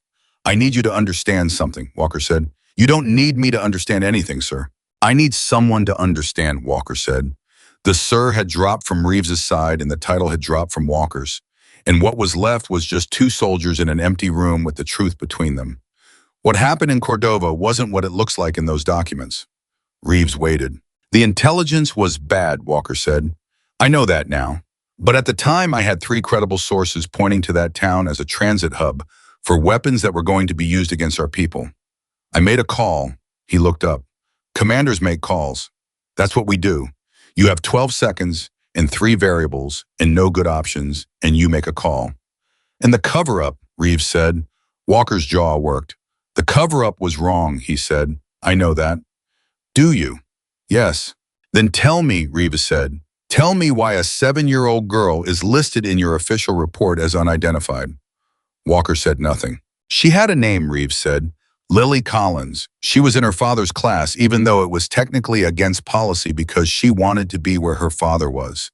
She had her mother's eyes. She just decided she wasn't afraid of the dark anymore. He looked at Walker. She had a whole life's worth of deciding ahead of her, and your report listed her as unidentified because putting her name in the document meant someone might ask questions, and questions were inconvenient. Walker looked at the floor. Something moved across his face that might have been the beginning of something honest. There is no math, Reeves said quietly, that makes a 7-year-old girl a necessary loss. There is no chain of command that goes high enough to sign off on that and have it mean anything. You know that? You've always known that. That's why you've been running for 6 years. The silence that followed was long and without any particular quality except wait. Then Walker said in a voice that was quieter than Reeves had ever heard from him. How did she survive? Reeves thought about the hospital. The man with kind eyes and a voice that knew how to make terrible things sound inevitable. The document Maya had signed. The threat that had been delivered with such professional gentleness that it had been almost indistinguishable from concern. She survived, Reeves said, because she decided to. He walked out. The 3 hours passed in the specific, suspended way of time that is waiting for something. The unit moved through the necessary mechanics. Water, rations, radio checks. The small physical maintenance of people who are still in the field, even though the nature of the field has changed entirely around them. Martinez sat with Cruz near the vehicles. Greer stayed on the radio logging everything, building the kind of contemporaneous record that would matter later when accounts were being compared and verified. Carver sat inside the community center, not watching Walker exactly, but present the way a person is present when they have decided that bearing witness is the contribution they can make. Reeves walked. He walked through Cordova the way he had not allowed himself to walk through it during the sweep, slowly without tactical purpose, just moving through the space of it. He found the child's drawing on the wall that he had noticed during the first visit. Up close, it was a house. Simple the way children draw houses, square with a triangle roof and a door in the center, and windows that were the same on both sides. Smoke coming from the chimney in that optimistic way that drawings always show smoke-friendly and curling and going somewhere nice. Beside the house was a figure, tall. Beside the tall figure was a small figure. They were holding hands. Reeves looked at the drawing for a long time. He thought about Emma.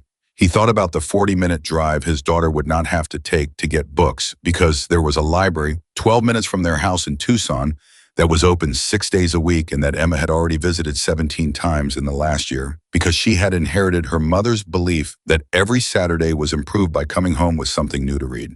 I thought about how he was going to drive her there when he got home, how he was going to sit in the parking lot and watch her go through the glass doors, and he was going to feel the particular compound gratitude of a person who understands clearly because they have seen the alternative exactly what they have.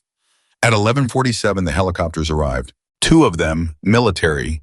They came in fast and settled outside the town boundary with the efficient authority of an institution that has been informed it has a problem and has arrived to manage it. 4 people in military investigative authority designations came out of the first helicopter. 2 people in civilian suits who carried the specific contained energy of individuals who represent oversight bodies and have learned to conduct themselves in a way that communicates their power without requiring them to announce it came out of the second. Reeves met them at the boundary. The lead investigator was a woman named Colonel Patricia Hayes, 50-something, with short gray hair and the kind of eyes that had processed a significant number of situations where people were trying to tell her less than they knew. She looked at Reeves.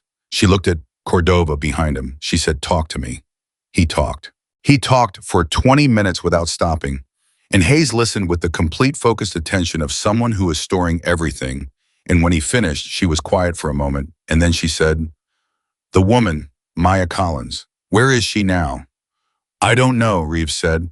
"Best estimate." I thought about it. He thought about a woman who had spent 6 years preparing for this morning, who had been 3 steps ahead of Walker from the first day, who had transmitted the documents at midnight, set up the live feed, staged the sniper position, walked into the community center, and stood her ground with the quiet, unshakable authority of someone who has already won. She just needed to let the winning become visible. "Gone," he said. Hayes looked at him. "She accomplished what she came to do," Reeves said. She was never she was never going to stay for the aftermath. The aftermath is for the institution to handle. She knew that. She planned for that. She still wanted for questioning, Hayes said. "I know," Reeves said. "You don't seem concerned." Reeves thought about the photograph she had taken at the community center, the tablet with the live feeds, the documents in the hands of journalists in oversight offices and investigators who were now standing in a destroyed town with the evidence in their hands and a commander zip-tied in the building behind him. "She's already given you everything you need," Reeves said. "She knew that when you had it, you wouldn't need her. She counted on that." Hayes studied him. "You admire her," Hayes said. Reeves thought about how to answer that honestly. "I think," he said finally, "that she is the kind of person you create when you take someone with everything to live for and you erase it and you assume they'll stay erased." He looked at Cordova. She didn't stay erased. Hayes looked at the town for a moment. Then she said, "Take me to Walker." Walker's debrief lasted 3 hours. Reeves was not present for it. He sat outside with Cruz and they drank water and ate field rations and didn't talk much because there wasn't much left to say that the morning hadn't already said better. At one point, Cruz said, "You think she's watching?" Reeves looked at the desert.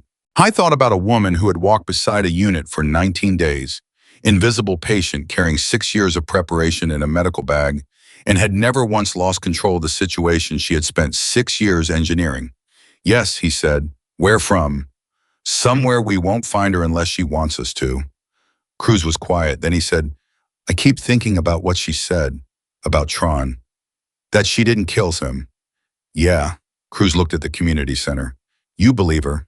Reeves thought about the ballistics file she had mentioned, the armory inventory Greer had pulled, the pattern in the evidence that pointed to a secondary shooter with access to the unit's own equipment.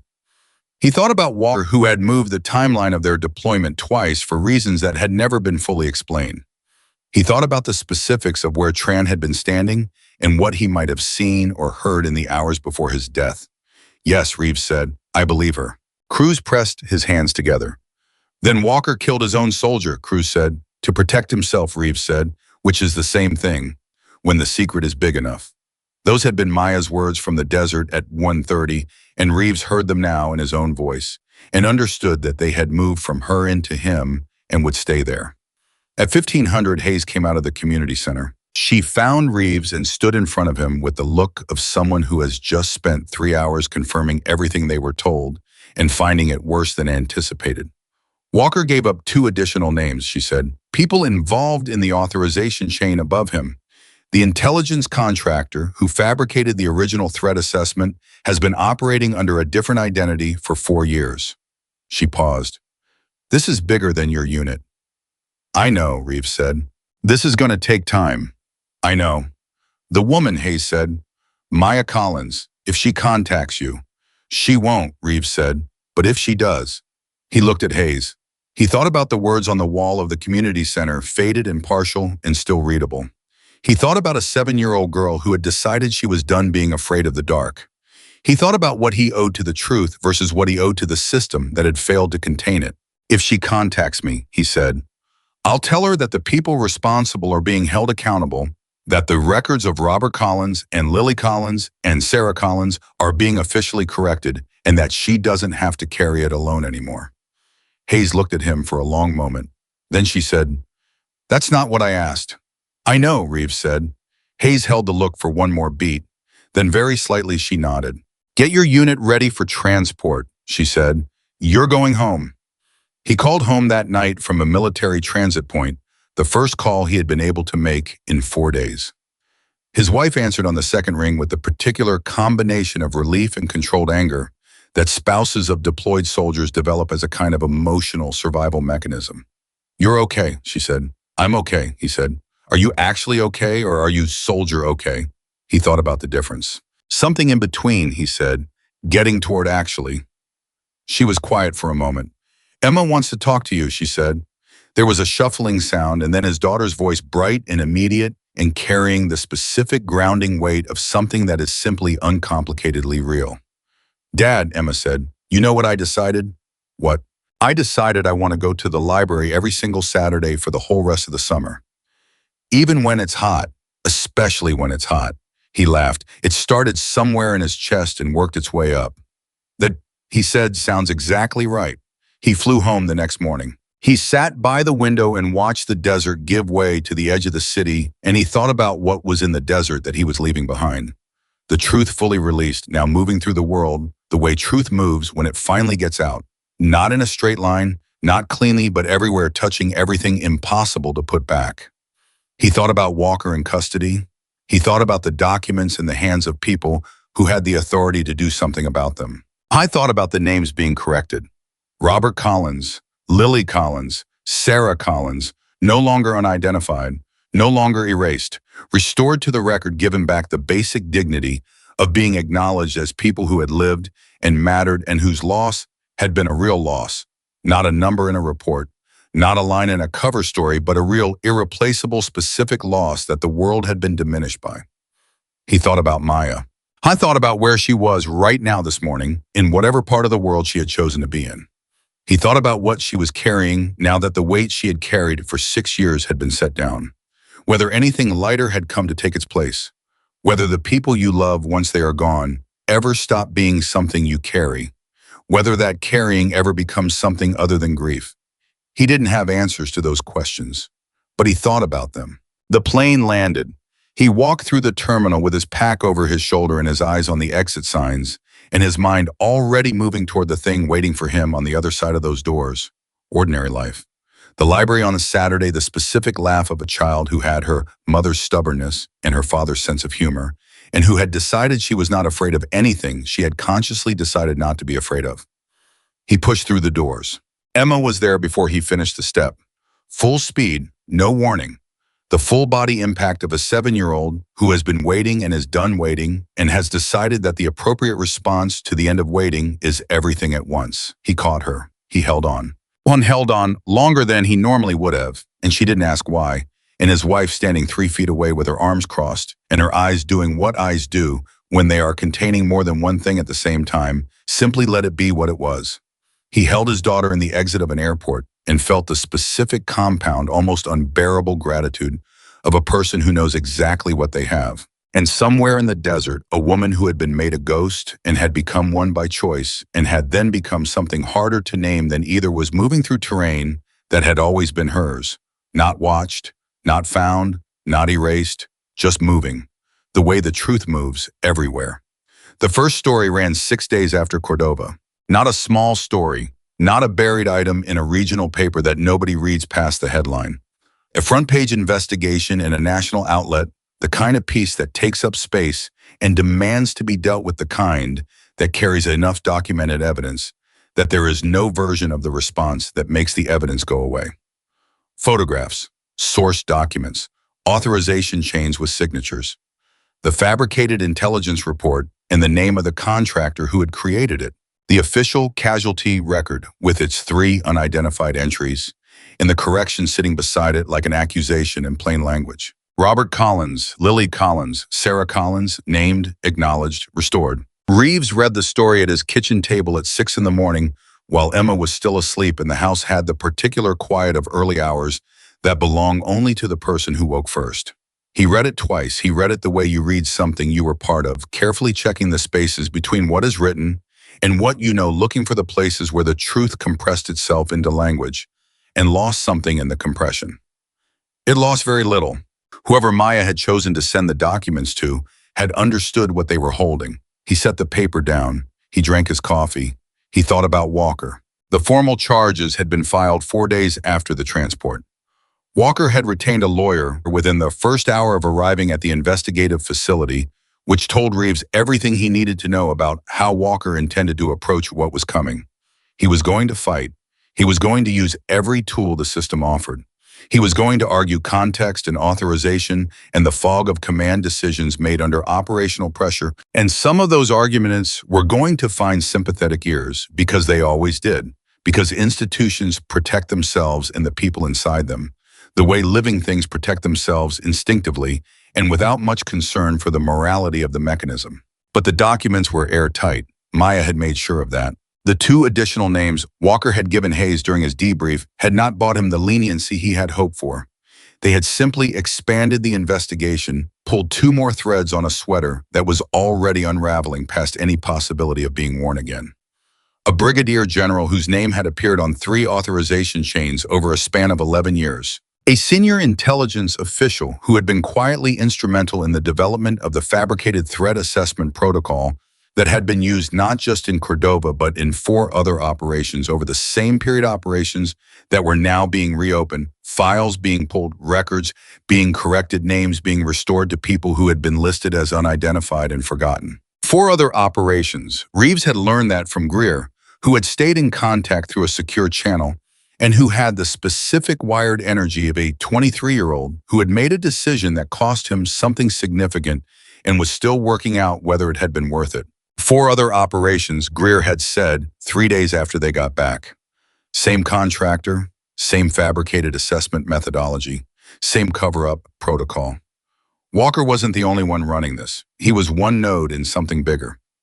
How much bigger, Reeves had asked. Big enough that Hayes has requested a full independent investigation, Greer said. Not internal, external oversight.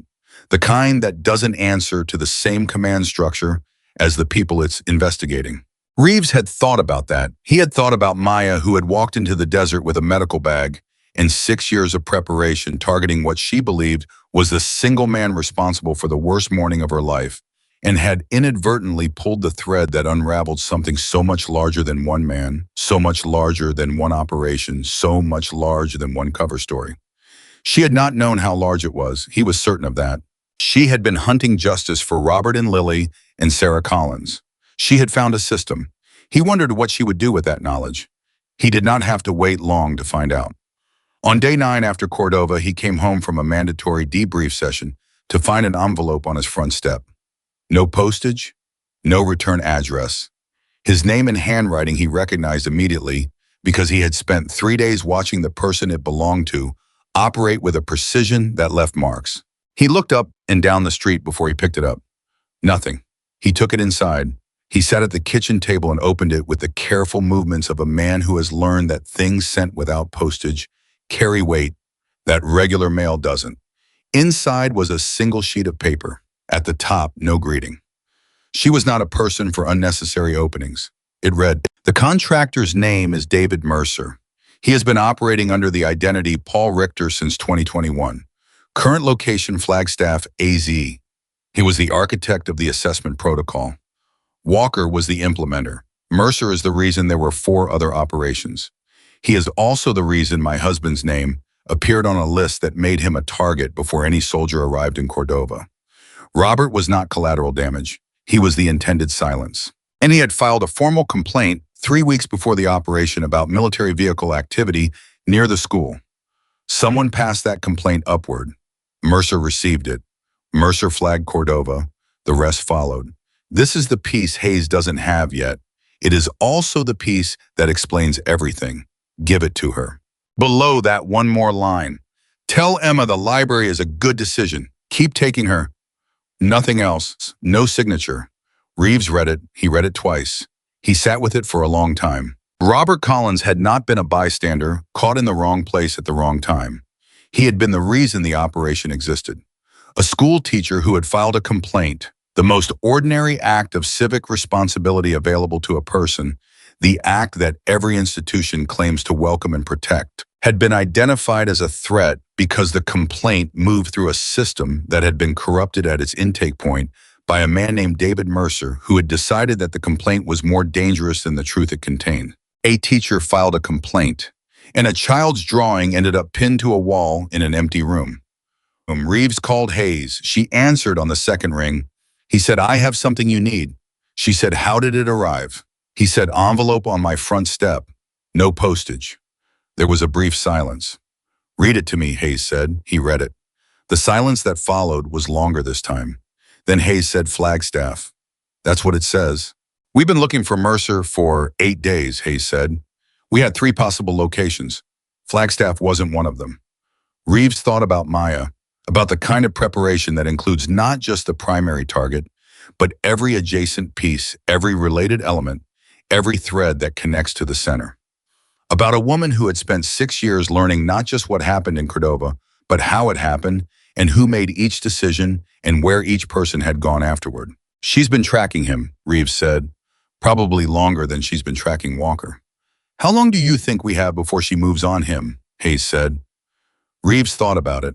"I thought about Maya standing in the community center of Cordova with a weapon at her side that she set on the floor. He thought about the live feeds on the tablet, the witnesses she had arranged, the deliberate choice to ensure everything happened inside a frame of accountability rather than outside it. He thought about a woman who had spent 6 years with more than enough capability to take direct action and had chosen instead the slower, harder, more demanding path of building something that would hold. "She's not going to move on him," Reeves said. "She's giving him to you." Another silence. "Why?" Hayes said. "Because she understands something that took me longer to understand," Reeves said. "The point was never the individual people. The point was the system. Walker alone doesn't fix anything. Mercer alone doesn't fix anything. You need the full architecture visible, all of it in the right hands, so that it can't be quietly reassembled after the attention moves elsewhere." He paused. "She's not interested in revenge. She's interested in prevention." Hayes was quiet for a long moment. Then she said, "She's done this before." It was not a question. Reeves thought about 4 other operations, 4 other sets of unidentified casualties waiting to be named, 4 other families who had been told nothing or told a version of nothing dressed up as an explanation. "She may have been building this longer than we know," he said. He heard Hayes exhale. "I need to bring her in," Hayes said. "Not as a suspect, as a witness. The things she knows about the methodology, about how the assessment protocol was developed and applied. She's the most complete source we have." "I know," Reeves said. "Can you reach her?" He thought about the envelope on his front step. No postage. His name in her handwriting. "The library is a good decision." "Not directly," he said, "but I think she's been reaching me. If she contacts you again, I'll tell her what you told me," Reeves has said. "Witness, not suspect." "That's accurate," Hayes said. "I want to be clear about that on the record." "I'll make sure she hears it," Reeves said. "If she's listening." He said the last 3 words toward the window. Not to Hayes, to the morning outside. He was not entirely sure she wasn't. On day 14, Cruz called. He called from a number Reeves didn't recognize, and when Reeves answered, Cruz said, "Don't ask about the number." "Wasn't going to," Reeves said.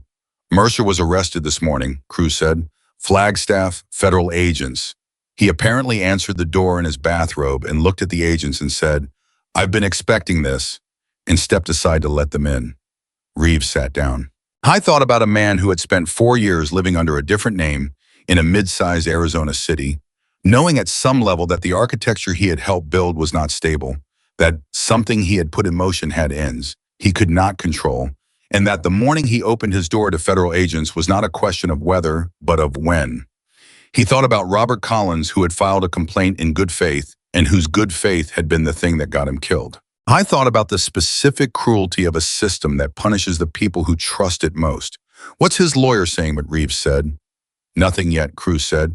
But Hayes' team found 3 years of correspondence on his personal devices that apparently document the development of the assessment protocol in enough detail that his own lawyers are going to have a difficult morning reading it. Reeves thought about Maya, about the information in the envelope. Current location Flagstaff, AZ. The piece Hayes doesn't have yet. She had known. She had known where Mercer was, and she had known what was on his devices, or at minimum, she had known enough to be confident that what was there was sufficient. She had held that information until the moment she was certain Hayes had everything else, and then she had released it through Reeves with the calm, precise timing of someone who had planned the sequence of it down to the delivery method. An envelope. On his front step, no postage. Because postage leaves records, and she was still even now a person who understood that control over information was the only real power she had ever had. She knew, Cruz said. Yes, Reeves said. She's been running this the whole time. Not just the operation, everything after.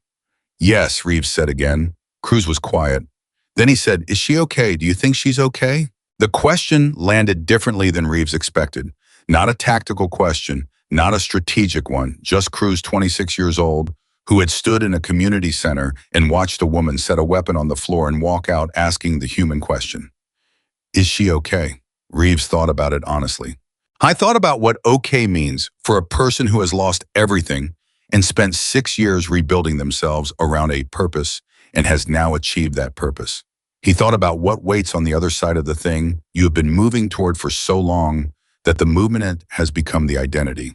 He thought about the specific quiet terror of finishing. I don't know, he said, but I think she's working on it. That's not a great answer, Cruz said. No, Reeves said, but it's the true one. On day 21, Reeves took Emma to the library, Saturday morning, which Emma had designated the library slot, with the administrative certainty of a 7-year-old who has made a schedule and intends to keep it. They drove the 12 minutes through residential streets with the windows down because Emma believed that car rides with the windows up were a failure of imagination. Inside, Emma went immediately to the section she had identified on the previous visit as containing the books she had not yet read, which was most of them, but a specific subset that she had prioritized based on a methodology that Reeves had asked about once, and then accepted that he did not fully understand. He stood near the entrance and watched her move through the stacks. I thought about Robert Collins driving 40 minutes each way to bring books to students who deserve better than a limited budget could provide. He thought about what it means to believe that books matter enough to inconvenience yourself for them. He thought about the kind of man who does that and the kind of world that decides that kind of man is a problem to be managed. He took out his phone. He looked at the note application where he had typed the words from Maya's letter.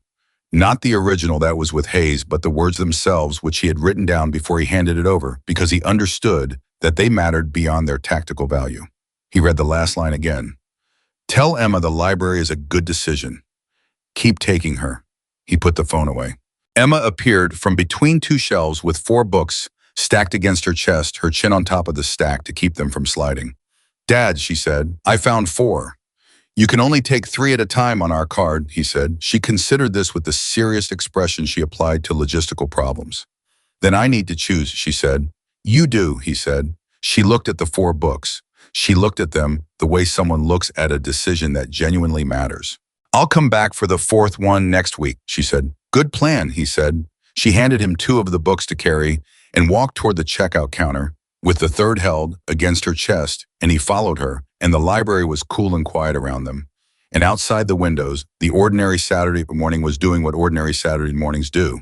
He thought this is what was worth protecting. Not the system, not the institution, not the authority or the command structure or the chain of decisions that tells itself. It exists to protect something while it quietly decides who counts as worth protecting. This, a child in a library and a father who drove her there. Robert Collins had understood that. He had understood it well enough to drive 80 minutes round trip for books. I had understood it well enough to file a complaint when something threatened the school where he taught, where his daughter sat in his class because she wanted to be where her father was.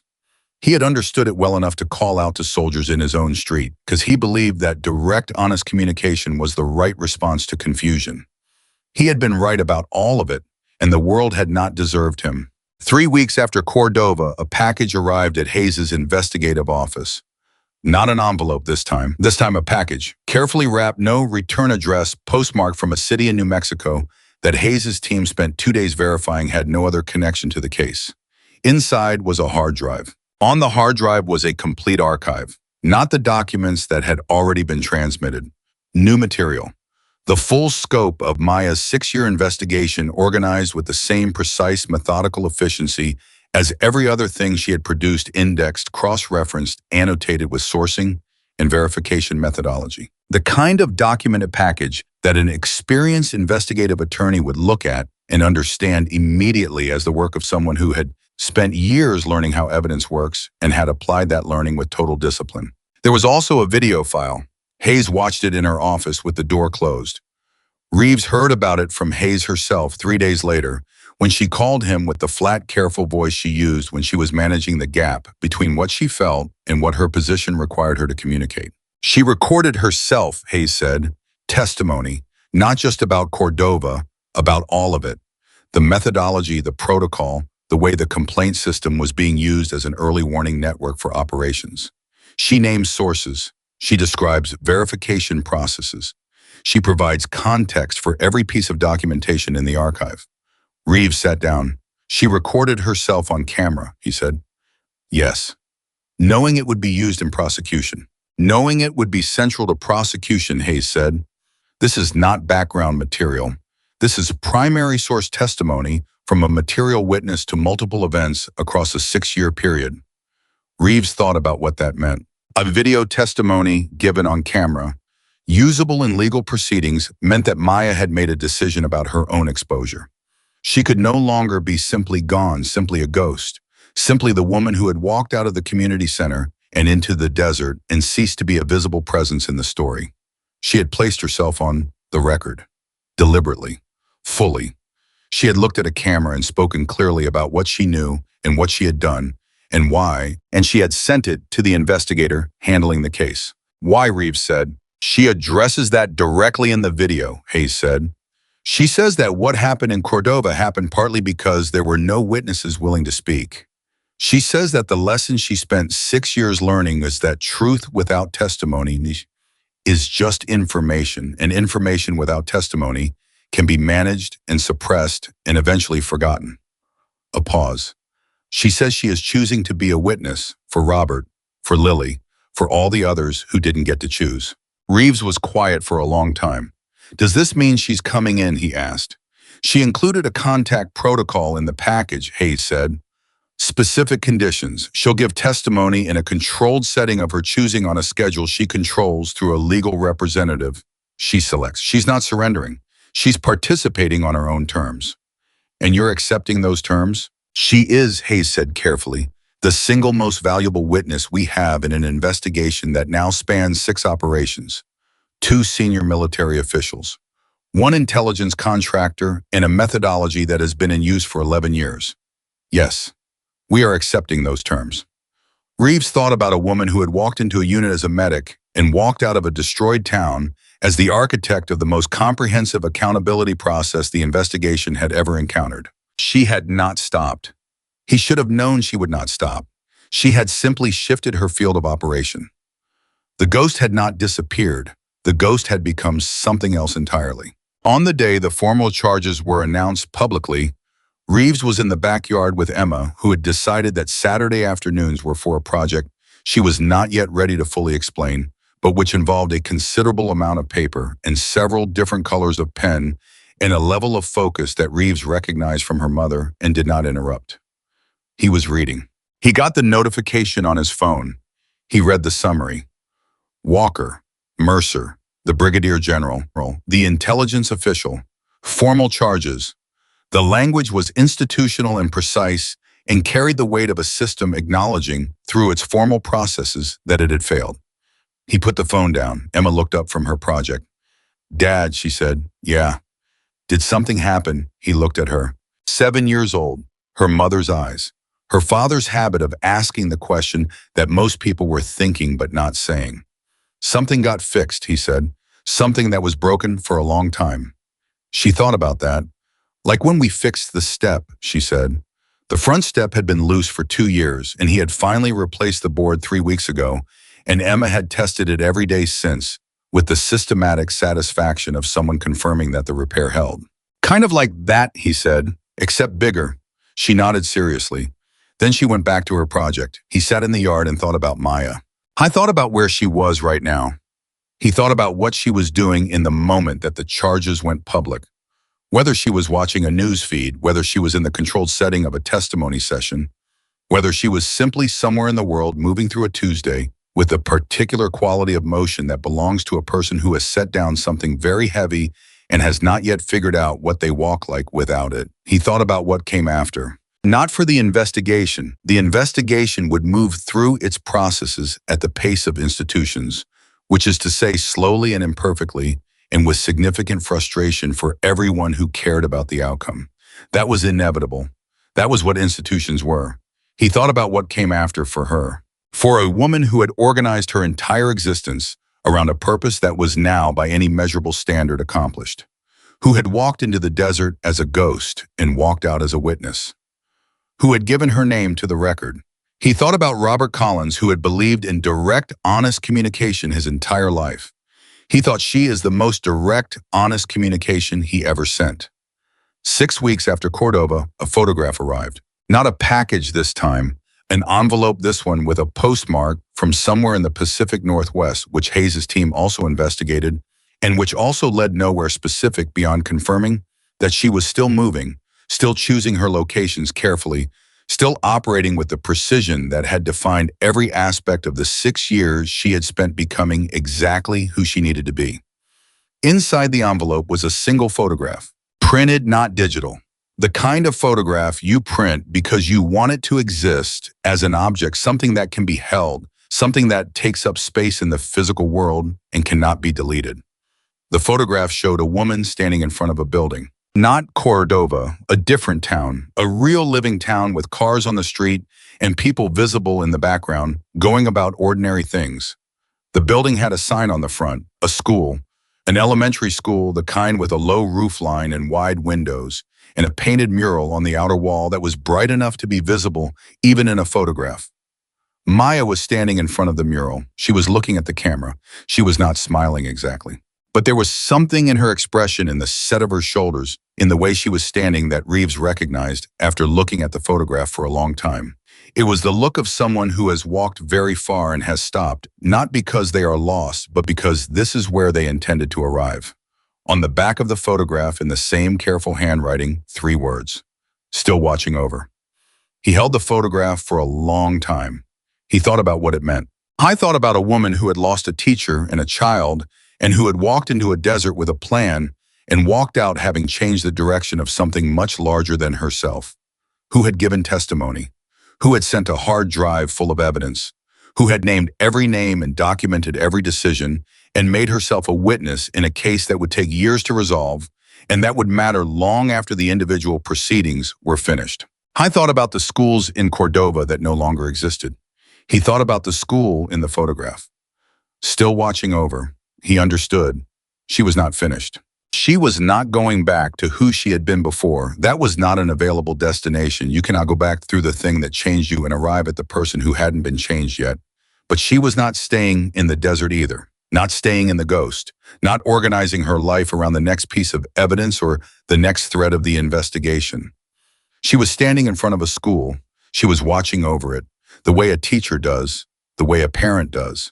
The way a person does when they have learned at the highest possible cost what is worth protecting and have decided that the protection is not something you hand off when you are finished with the battle. The protection is the ongoing work. The protection is showing up and watching and being present and filing the complaint when something is wrong and trusting even when the trust has cost you everything that the act of bearing witness has a value that outlasts the moment of witnessing. Reeves set the photograph on the kitchen table. He called Hayes. I have something, he said. Photograph, Hayes said. He paused. You already know, he said. She sent us one too, Hayes said. Different image, same postmark. A brief silence. Reeves, the testimony sessions are going well. Her legal representative is excellent. The material she's providing is going to be central to every prosecution in this investigation. Good eye, he said. She asked about you, Hayes said, in the last session. She asked if you had taken your daughter to the library. Reeves looked at the photograph on his kitchen table. What did you tell her, he said. I told her I didn't know, Hayes said, but that I suspected yes. He looked at the photograph for another moment. Then he said, tell her yes. Tell her Emma has a system. Hayes was quiet for a moment. Then I'll pass that along. He set the phone down. He picked up the photograph. He looked at Maya Collins standing in front of a school in a living town, looking at the camera with the expression of someone who has arrived somewhere after a very long journey. Not at the end, there is no end to this kind of work, but at a beginning, a different kind of beginning. The kind that comes after you have done the hardest thing and are still standing. He set the photograph down beside the child's drawing Emma had made on the Saturday after he came home, a house with a triangle roof and two figures holding hands. One tall and one small, smoke from the chimney going somewhere nice. He looked at both of them. I thought about Robert Collins, who had known that some things are worth driving 80 minutes for. Who had known that a child in the classroom because she wants to be near her father is not a policy problem but a gift. Who had known that the appropriate response to something threatening his community was to speak up and be seen and trust the process and believe to the last possible moment in the basic good faith of honest communication. He had been right. He had paid for being right in the worst way available. But he had also, through the person he loved most who survived him, been the reason the truth eventually refused to stay buried. That was not nothing. That was not the consolation that small people offer when they cannot think of anything adequate. That was the actual thing, the real thing, the thing that the desert could not keep and the report could not erase and the cover story could not contain. Some truths are bigger than the systems built to manage them. Some people are too much themselves to be made unidentified. And the person everyone ignores, the quiet one, the one with the medical bag, the one who stays behind, the one who treats wounds and listens and never speaks more than necessary, that person sees everything. That person remembers everything. That person, when pushed far enough and broken deeply enough and given enough years and enough silence to build something that cannot be dismantled, becomes the most complete answer the truth has ever offered to the question of what happens when power decides it can make people disappear. The answer is sometimes they come back, and when they do not come back small.